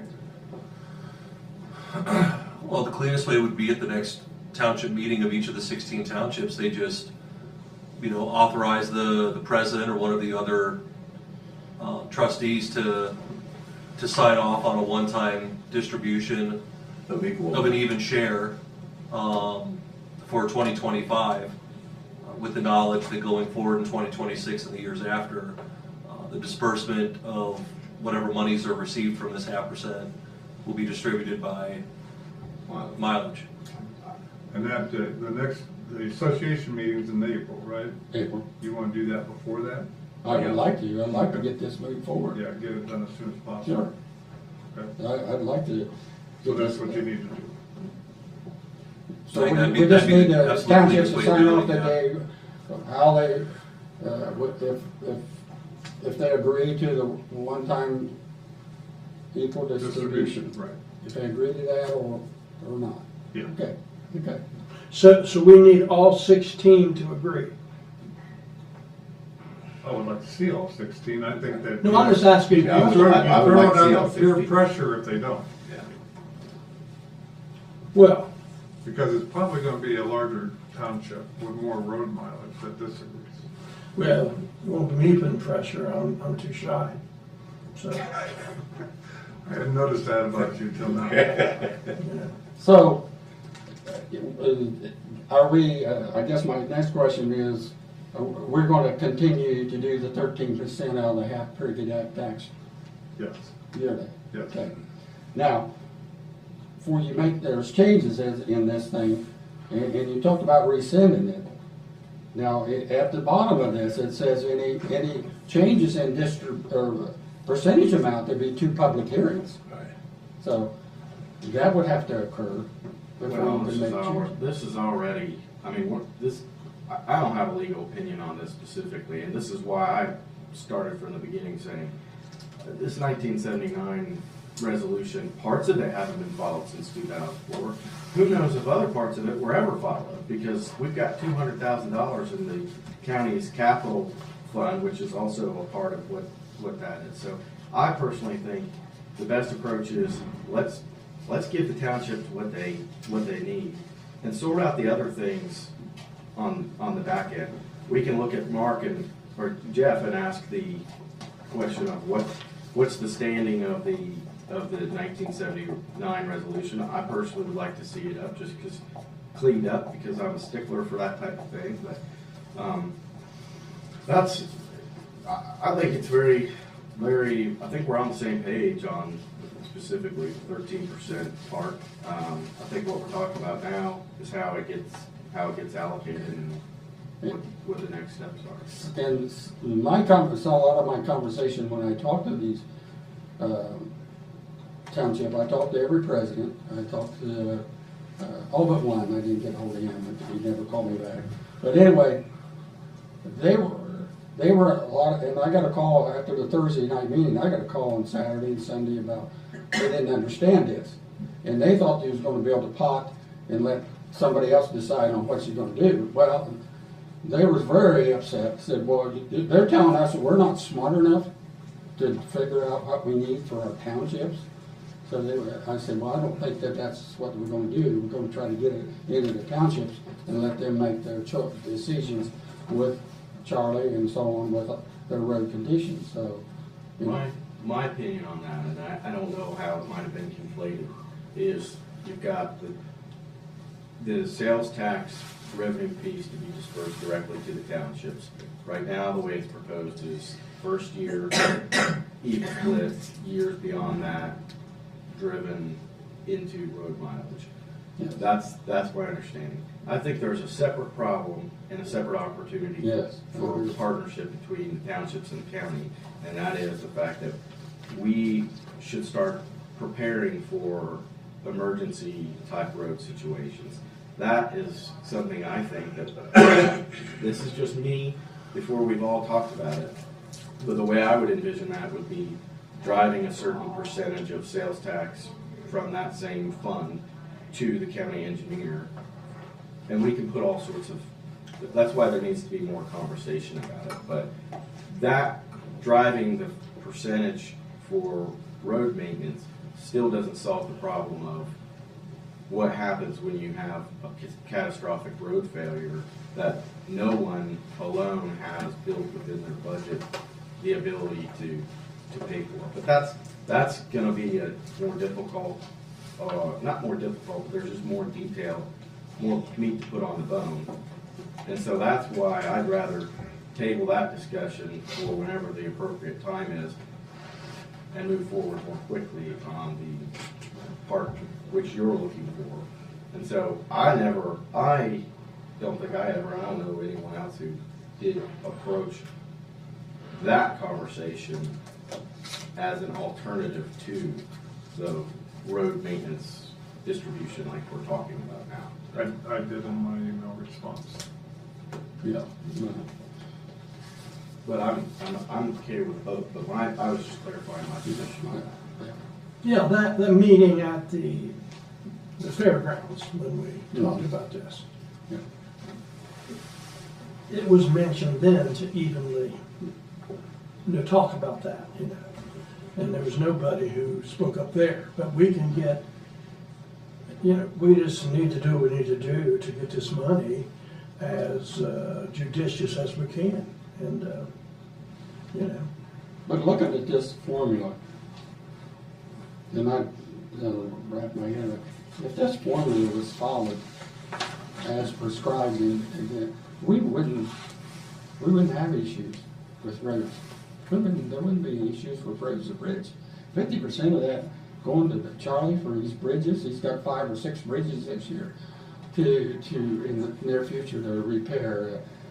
Just figure it out. I mean, it was a unique formula and very thought out. And I spoke with the association president. Guy McCorkle was association president at the time this was all done. And I just spoke with him recently, just a couple of times here last week about it. And he said, Jim, they should be done that for years. He said we wouldn't be where we're at. There was a lot of thought, but Guy McCorkle he's one of the smartest recognized individual in Ross County. Very smart. Very humble. If they would have stuck with the 79 resolution they had, we wouldn't be having this conversation. And that's why we gotta restart it now. Yeah. I'm not real interested in sitting here reinventing the wheel when evidently we have a good plan in front of us that was put in with this 79 resolution. And let's ready, aim, fire, and ready, fire, aim, and just kind of plug that in and see how it goes, and we can make, changes. Well, at least it's early in the month. I'm not sure what the schedule of. Well, we've got to have our road things, I know. No, I'm talking about getting the sign off from the townships. Well, I think that's a different question too, is having, just to be precise here, there's a difference between asking the president if they approve it or going through and getting a resolution from each township to approve it. I think that we do need to clarify that because you're talking about potentially between a week and multiple months here before you can address that as a line of business. Well, no, I mentioned today because the trustee meetings are all gonna be in, unless they meet first in the future here, that we can get this rolling. What I'm trying to say is that would make it easier on you, Barry, would be for us to clarify what exactly we mean by that.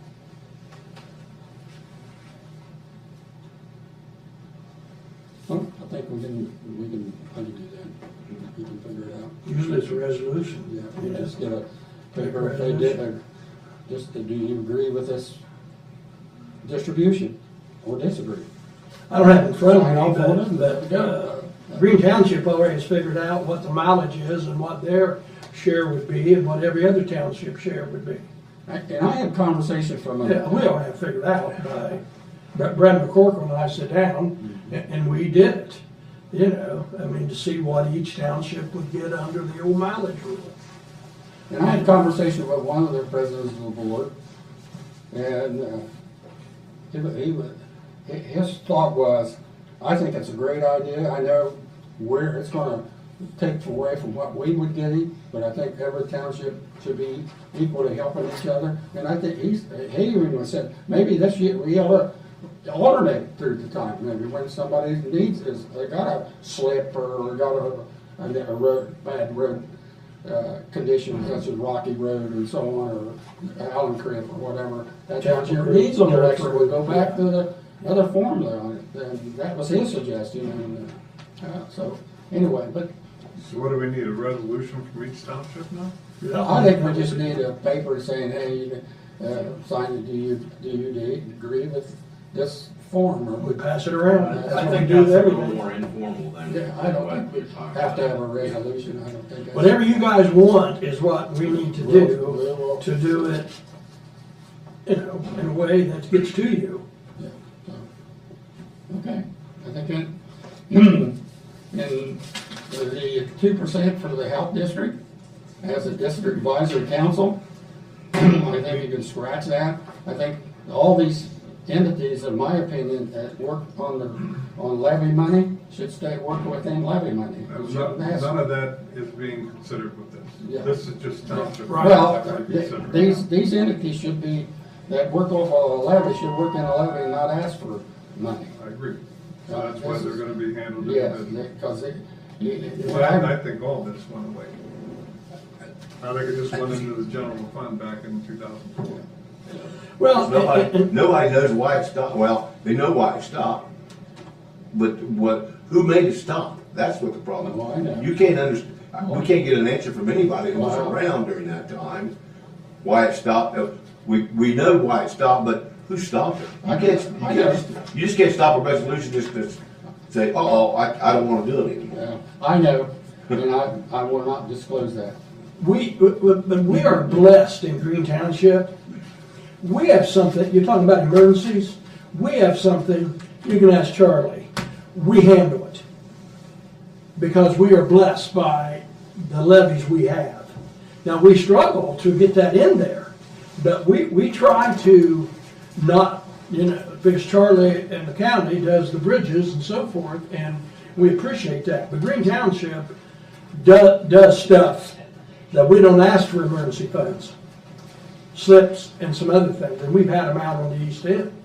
So I'm just saying there has to be some consideration for us if we handle those. That's all I'm saying. We get this fund in the county and we handle them, and I'm speaking strictly for Green now, okay? How we handle it, okay? So, enough said. Okay. So you're gonna handle your part and get back with us and. We sure will. Thank you, sir. And I'll help Jim call. So it's not Just on have me. to make, right, send us an email back and we'll Yeah, that's what we'll do. Okay, thank you. Well, have a great day, guys. Yeah, you too. Thank you.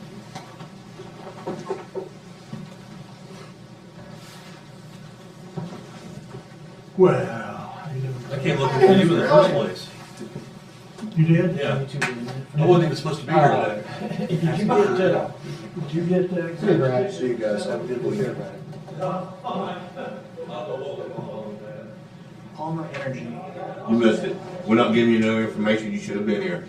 Continue. Let's go to noon. Come on, Brad. You got anything? I don't have a problem with that. It's afternoon. It wasn't nothing important. Okay. Here. It was It's not a just solar farm or anything? It was just a courtesy setup. It was just, I thought the thing wasn't all the And ACGP at 12. Haven't had it yet. Yes, at 1 o'clock, Mount Zion. ACGP, that's American. Yeah. Community grant.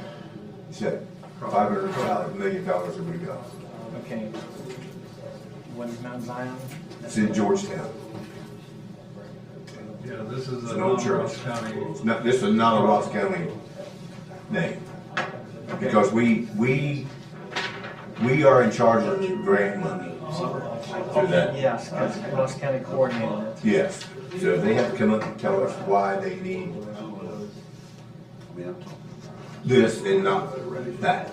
Is it going to affect what Ross County gets? Oh, no. Okay. All right, then I can take a nap instead of coming. Okay, yes, you can. We're the administrators. Administrators of the grant. And so when they have to make a change to the grant, to any one of those grants, they have to ask the state, and the state gives us directions on how to talk about it. Makes sense.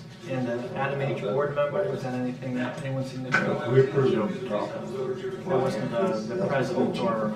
No, Richard Gaines, he's just a member of the board. Just replacing her appointment, just filling the position. Yes. All right. Just wondering how their new Did you fall facility. asleep this morning? You didn't get up early enough or what? I was in the hospital 2 nights. Okay, I'm sorry. You're good. This is why I don't know stop. Good. Get your spray out. I hope you're feeling better. Diabetic complications. I'm mostly covered. But they're still looking for a new location for a new facility.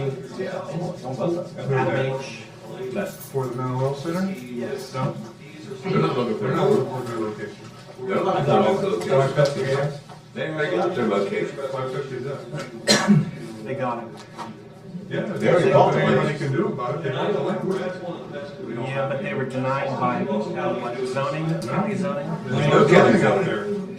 There's no county zoning. Planning Commission denied it in the first, the last iteration, but Planning Commission only has jurisdiction over egress, safety over the ability for the driveway to be located where the driveway is, so they denied it on that basis. And then they bought the property. Then they bought the Glassboro property that already has an easement to it. All right. It always has Going forward with an 550. interest to it. So Glassman was willing to sell and solve their problem. Yeah. All right. Thank you. You got it. Yeah.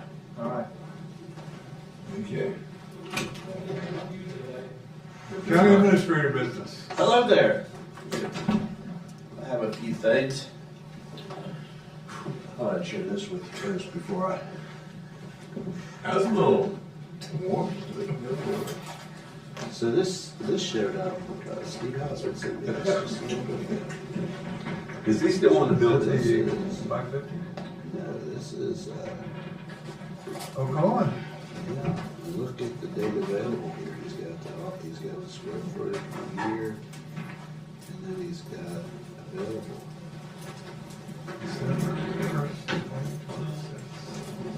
So this is out on LoopNet. He's trying to sell that already. Well, they ain't got nothing but the sign. Well, no, but if he could get the renters, then, you know, he's got the funds, then you fill it up and you build. Yeah. Just thought I'd show you that. Steve said. That's interesting. Yeah, I shared it with Devin. Does they still want money for giving them a break on So hotels? there's something that's not built. Is this a brochure to try to fill before it's built? It must be. They put it out on LoopNet. Just send it to you. It says ready 12/26. Better hustle and get permits and get built in 20 months. They were supposed to have it built by the. You got the sign up there that says, 2020. coming in October 2024. What do I have? I don't think he's going to get anything built up there. This first thing I have is something you've already signed, that the people that are doing the grant for the VA hospital have lost the document. So it's this whole estoppel agreement again. I've got a copy of the one you signed before, if you want to see it. If you just sign that, I'll send it to them. Everybody okay with that? Yeah, yeah. Okay, first. Yeah, I was in here last week when you were trying to Yeah. Chase that Chase down. that and they down. were Well, see, saying- 'cause now they're- They need a wet ink, don't they? Maybe that's what they said. They're already switching baseball, high school baseball games, because Adina and Huntington We're gonna was put supposed to play out there, but now they switched it to Huntington because Adina's building that wellness center out. Well, they're starting to put the AstroTurf down today. They had all the other up and gotten rid of it. I'll get Kathy to notarize that. So they got the actors turf going down? The AstroTurf's supposed to be starting to go down today. Is there anything underneath that? It's gravel. It's actually gravel, and they brought a roller in and they roll it down, and then they put that AstroTurf right on top of it. Because I thought maybe they had some kind of padding. That's what I or thought. something. I asked them again the other day when I was out there. Who do you think that would roll up? You'd think, I don't know how they hold it. How hold it down with But all they that put all rubber. that rubber on it, you know, that loose rubber, you know, when you see guys slide Yeah, on the but that's football just, field. that's just to give them a slide. Well, it is, but you imagine how heavy that stuff is? Yeah. I mean, after they, that's what he told me, Go because. see a kid once they get it in their eye. The rolls are, the rolls that they're putting down are this big. The rolls that they took up are about half the size, and he said they cut it all because it had all that dirt and air and, Right. you know, rubber stuff in it. Yeah. All right, so here are, this is an application for payment for AstroTurf that's being put down out there. This is basically just for their mobilization and their material. $269,000 worth of material. They did some grading, they removed the other AstroTurf in general conditions. So I need you. So is this out of the money that we already allocated for this? Yes, or- yes. Okay. Yeah, they're just asking to be paid. My question is, I don't mean to be a bureaucrat, or maybe No. I'm playing defense against bureaucrats. Well, isn't one of the blocks for us to be able to release funding, or for the feds to release funding, the estoppel agreement that is still pending that we just re-signed? Well, Or that's just for the federal funding? Well, there's no federal. For the federal. That is just for, because we are building something on federal ground that we don't own, that is for another agency that, you know, the lease Yeah. agreement is with us, and we Right, sublet right. it to the paints. That's what it's for. So we're just, I guess what I'm asking, we're good to keep Yes, moving? Okay. we're fine. In fact, she told me this week, the board will meet and approve our grant. So right now, we have $250,000 in place. Well, we actually put all the money in place, but we know we're gonna get 500,000 from the state. We had 100 from you guys, 100 from the CFA, and 50 from the paints. So there's money to pay the bills, it's just, let's get the 500,000 get reimbursed. I just was remembering the estoppel agreement, and I was wondering what, I guess, making sure that wasn't holding us up on it. No, it's not. In fact, she told me in an email that they'd go ahead and approve it with the signature that we sent. But she said, if you can get this done, please do it. So that's why I had to sign it again. So moved. Yeah, oh yeah, second. Sorry, I didn't- Favor say aye. Says aye, I'll say aye. Yeah, I didn't think we weren't good, but I just was clarifying. I'll get Jeff to sign that. I was good on that one. Now here is the pay application for the jail project. This is for Sutherland. And they are asking for $135,812.38.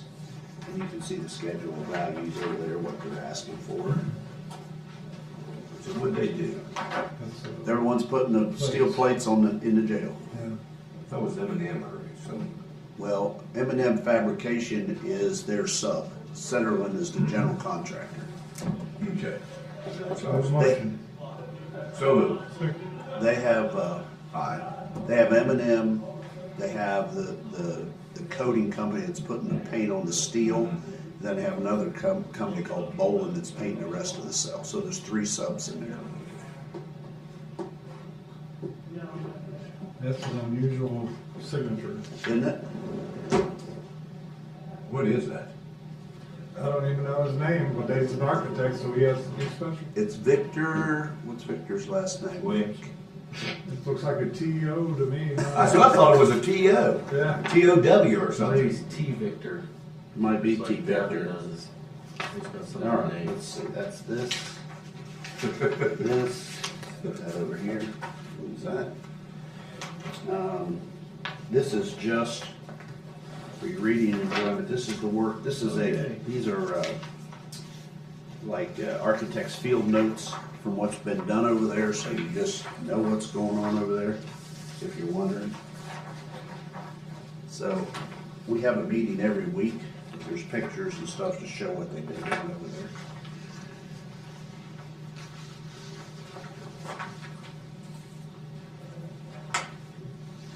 But they got all those bad Benjamins filled in. Yes, it's all fixed. They've been painting, they'll be painting over there again today.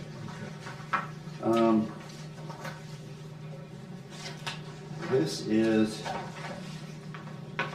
contract agreement for the guy who tore the wall down at the VA before he had a contract.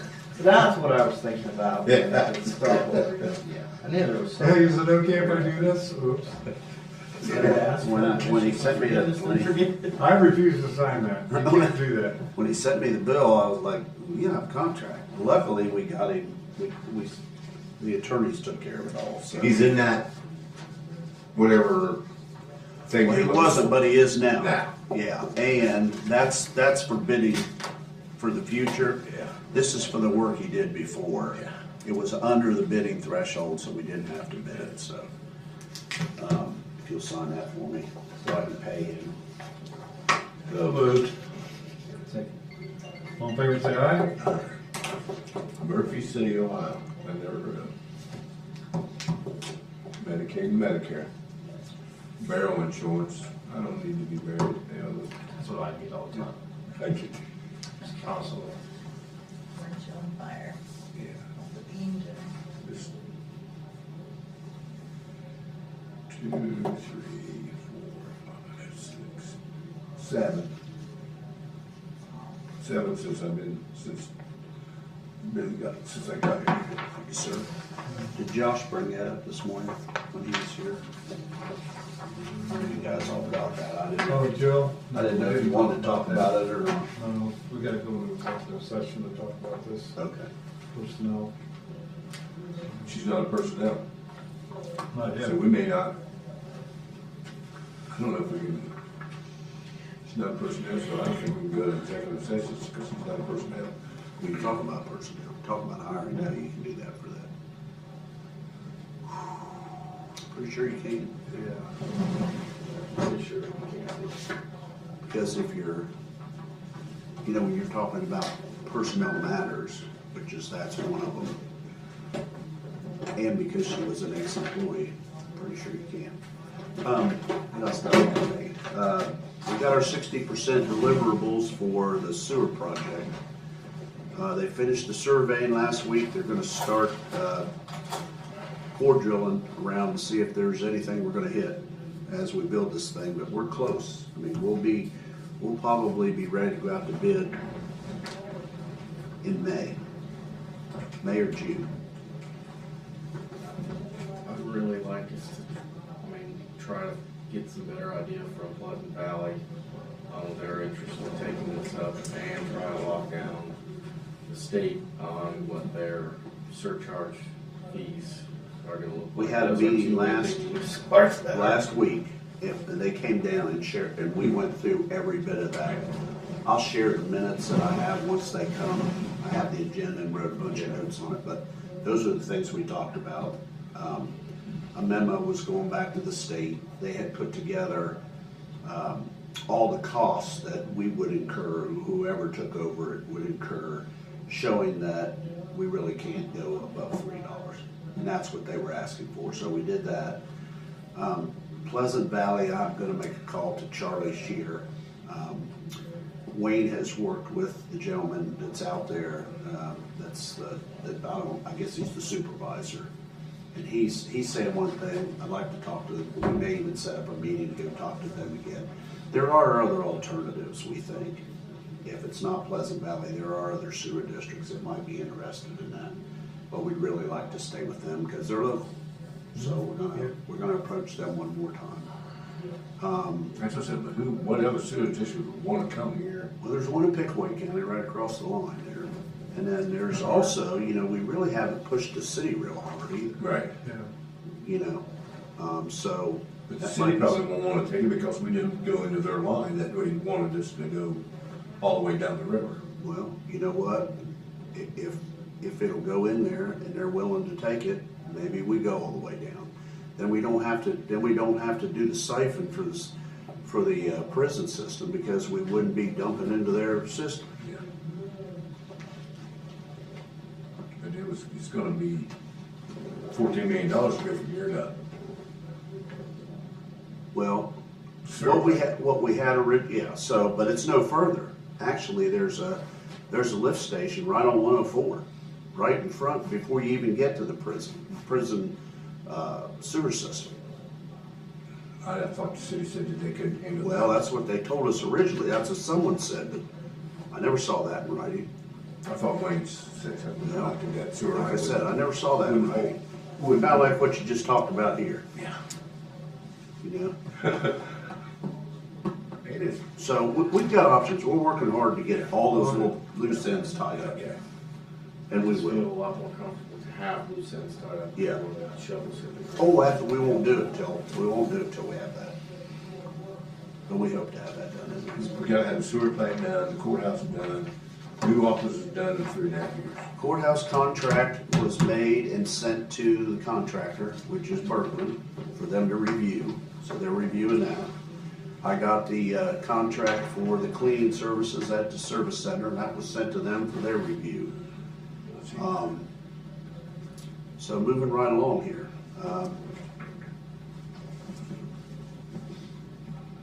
Airport project will start soon.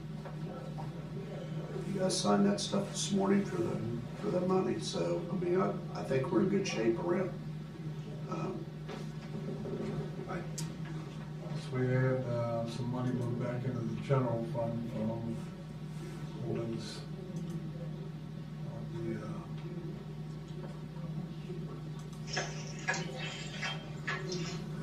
Charlotte Money escrow account. Yeah, got that And that $1,000,025. So that's the rule on the capital fund.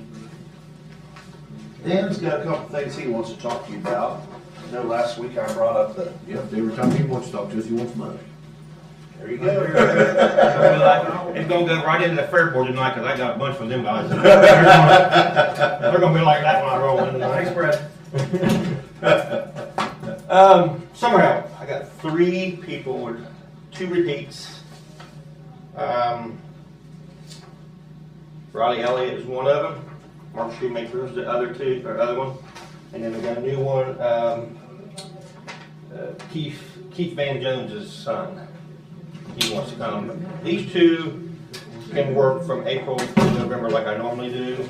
This boy, I have to stop him because he has to go back to senior. He's to be a senior in school. So he'll only be working from April to July 25th. Where's he going to school at?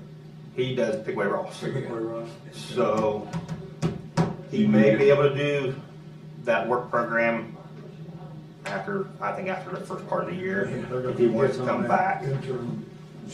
So, next question is? So, how much money? Yeah. What you did last year was 14. I know McDonald's was paying 15, but that's your guys' call. You want to move that up?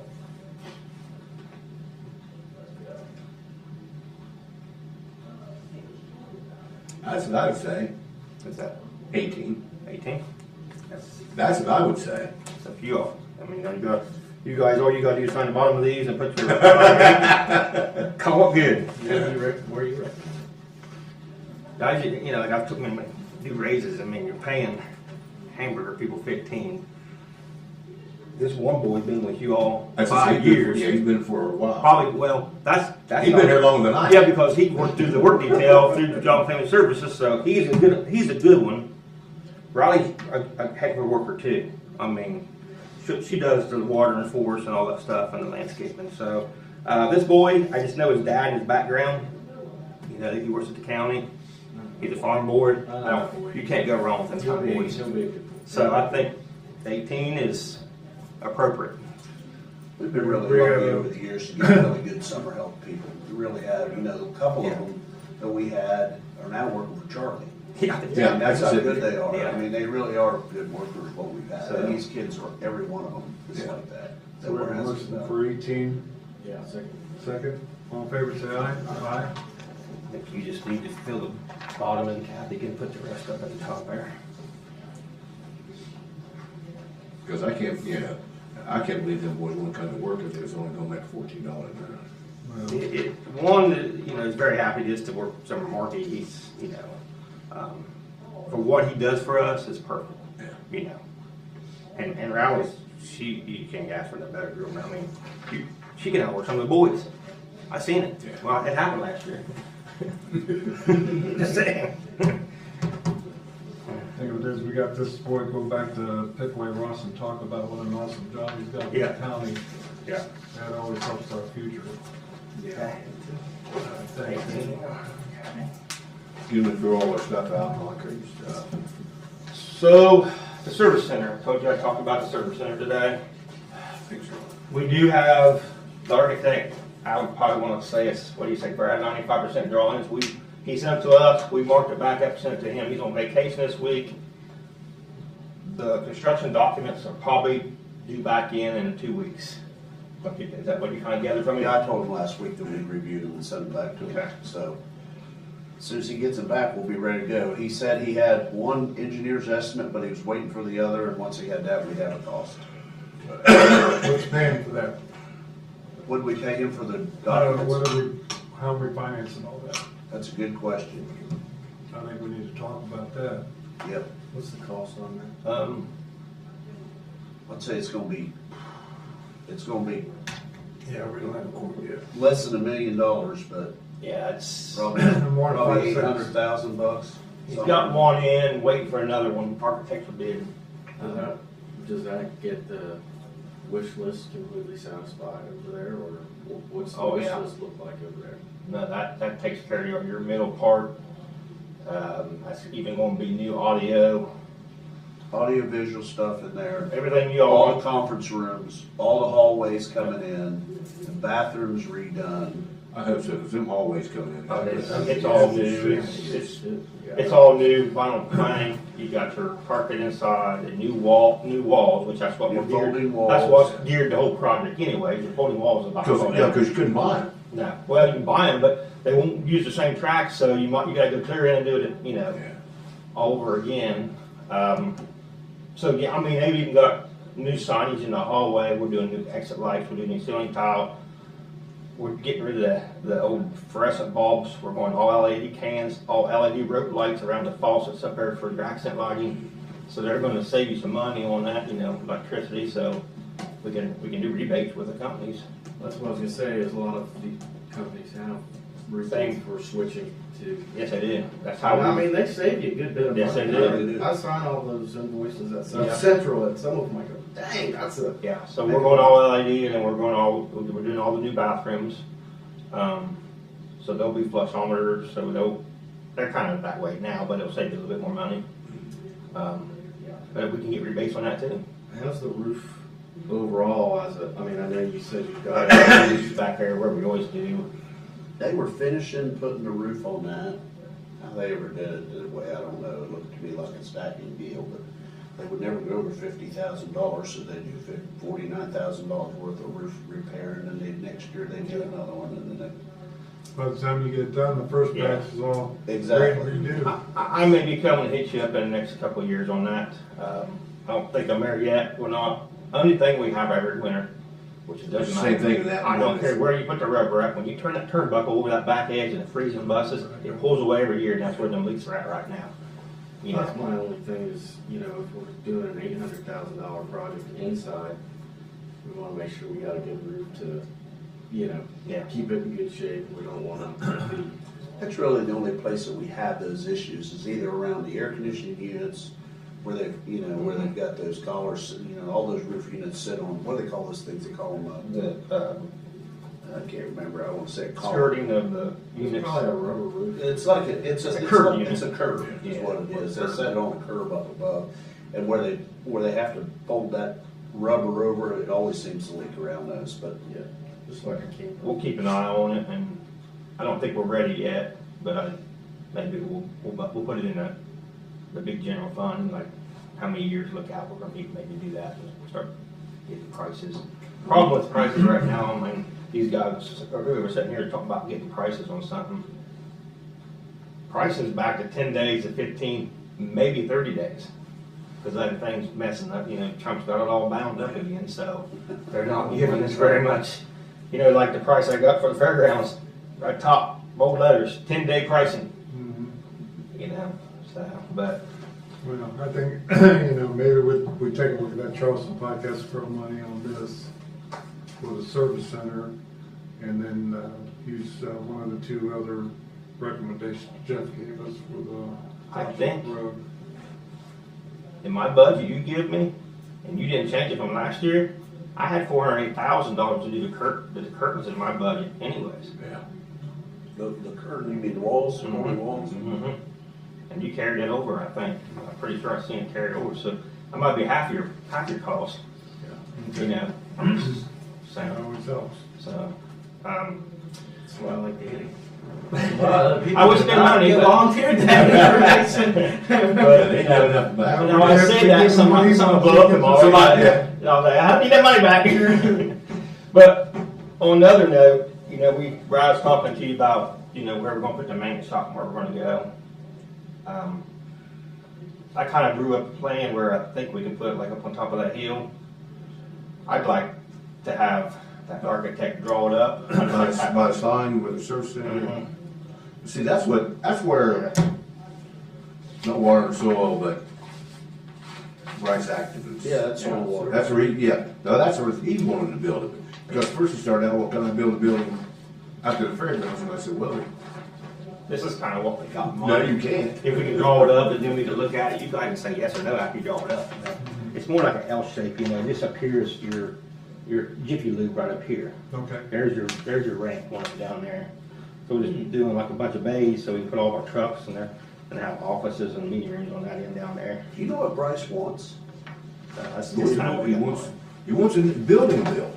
Well, I know, but why? I was going I to mean, go 4 foot. That's where they want to put the office. Sidewalk around. So And then What's said wrong something with the about, office where they well, are? is in some part of it. Mostly says, garage. who else is in that office with him? But I think the Some architect. federal people or something. Well, Yeah, what's his name? We do. He took them with him. I think Boy it from was Frankfurt 30. that used to work And this for is them. Wells. Okay. Anything over 50, The governor's H2O process. Pancake boy. It's 3, you might as well just go. He's in there. Over 50. Whoever didn't have- the federal people's in there, Contractual. they wanted to I build a think the building. metal roofs, and maybe it's what. Well, I'm gonna tell you what, But they wanted to go after the fairgrounds, and I said, that's not gonna happen. the federal people that are in here, that are USDA and the Farm Service Agency, I just like they, the self-built. somebody told me they got a letter and had to do something by March the Because we know 14th, what and we they want. may not even Yeah. be there. Yeah, because All maintenance guys do Bryce truck in, told me that. do it, That was save when you I a bunch asked of him. money. I wanted to be. That's when I asked him about, Process People is do work for out on a nice then school in the to wintertime, change- without burning up change, the because I summer. guess the So I federal said, government most of it, we'll probably sub it all back basically out. audit their The facilities rest of every the time, and they have to interior, have all we sorts did all of that now. requirements that need to be met. Save you So- money. I'm just talking about, douche, the douche, whatever it's called, I mean, they may not have Draw up jobs. these prices, what's gonna cost? Yeah. Some of that may get cut, I don't know. Now Bryce, I don't think Bryce and them, they don't get federal money. do they? no, I don't think he does. It's Because I know he came to me and said something about wanting to build a building after the fairgrounds, and I said, that's not gonna work. He said, well, can we build a building out on, that has county property, and we'll build a building and lease the ground to you? And I said, well, let's not go through that. He said, well, how about can you guys build a building out front by the sign? And I said, it'd be better building a building there than going out to the fairgrounds, because then you'll have to go from water and soil out to the fairgrounds and do something out there with them guys. Well, I mean, if you're really thinking about giving them another spot like that, you could make that one end where the office space are 2 stories. But I And really. have the maintenance guys on the bottom and soil and water on the top. I mean, it doesn't have to be a high-tech building, it doesn't have to be brick or block. I can go higher, cheaper than I can go wider. Guaranteed. Go cheaper, higher. Yeah. Anything over 50 feet, they just kill you on trusses. Then you gotta get the cantilevers, and you gotta get all this in there, you gotta get, it's just, that's why I kept this 30 and 40. You know, you could do the 40 side. The only problem is, you go two, you gotta have an elevator in a public building. Yeah, that's, And that'll get out there. We have to, do we have to run that by the city design board and stuff? Probably. Yeah, would we? It's on county property, but it's in the city limits. The biggest question is gonna be, can you get a curb cut, even if it's right in and right out? Because they're not gonna want you to go out and, you know, you've got that curb cut for the service center now, that big one. If you could get one up by the muffler place, whatever that place is called, just where you went out right, and when you're coming up, you came in right, that'd be perfect. Yeah. Would we want a separate entrance for that? If you don't, you have to build some kind of road all the way Said up it that is hill. elevated. Yeah, but we had to go along that where it signs up and then cut that into that bank, come up here on the landing. Just cut that bank out and put it in the basement, and you guys can have the basement, put the first floor all right even with the ground. So they have an elevator, right? That's what sucks. And have a walkway to go up to that building that's. Yeah, we can use the new kids to dig the hole. Yeah. It's like give them a shovel. No, I think it'd be more than plenty of room for, you know, you got Camp Sherburne, we got stuff at. We got this building that's getting ready to fall down on us. All them vehicles, I mean, we got really good vehicles right now, I don't wanna leave them shut out, so there's just too many tools in them. So we could get enough bays to get all that Rough stuff County out of Park there. District will probably tell us to move that stuff out of there. It's coming, but I don't think we'll see it this year, but I just wanna get working on something and not be, same with that building over there, if he says, well, I'm not fixing up, get out, you know? I think we're gonna sign another lease, I think we'll be okay this year, but I mean. He sent us a lease, didn't he? No, he hasn't sent a lease. He hasn't sent it? He was in that day. And But he called or sent you an email or something, didn't he? He wanted to know if we were gonna renew it. I think we have to. Get our vehicle stored away, but that'll take. You know which building we're talking about? Behind 15 North Payne. Yeah, we're right behind Max's old hotel. Well, it's actually down the Down the alley. It's actually the back of a building on Second Street. At Dryden. That's where we put all our trucks right now. Yeah, we gotta Yeah, have. we got a separate basement. those. Won't fit down there. I know, that's what I was gonna say. Yeah, we got one truck just down there standing now. Yeah, your guy's car will go down there, but trucks Your won't go car and down my there. blue truck, the old blue truck, go down there. Yeah, my car's about the only thing that would go down there. Yeah. Everything else gets a windshield haircut. That's it. That's all I got for you. I'll get him to draw, just so we can look at it, see if y'all like it, and get some prices and go from there. Thank you, guys. Thank you, sir. I don't have anything else now. Okay. I am gonna give you this stuff. This is, this was the agenda that we had for the sewer project Thursday. They say, like, somebody still out in the hallway? Yeah, Barry Bennett's out there talking to what's his name? Kevin? Yeah. Those two probably talk to each other to death. Like, how they been out there for a half hour? Huh? Not the right. I know. Well, as Kevin speaks and Uncle Pierce. Yeah. Very. I can't believe Barry beat him up with it. All right, I think what I want to do is call executive session and talk about personnel matters and then reconvene so we can act on those. And get them off the list. Sure. So Second. All in favor, say aye. Aye. Okay, so it's 12:42, we'll go into executive session.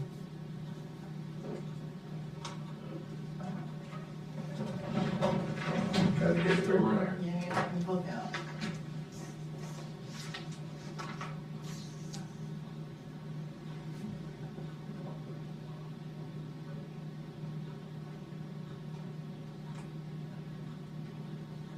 If you got the mic off, Kathy, no, you don't need, I don't think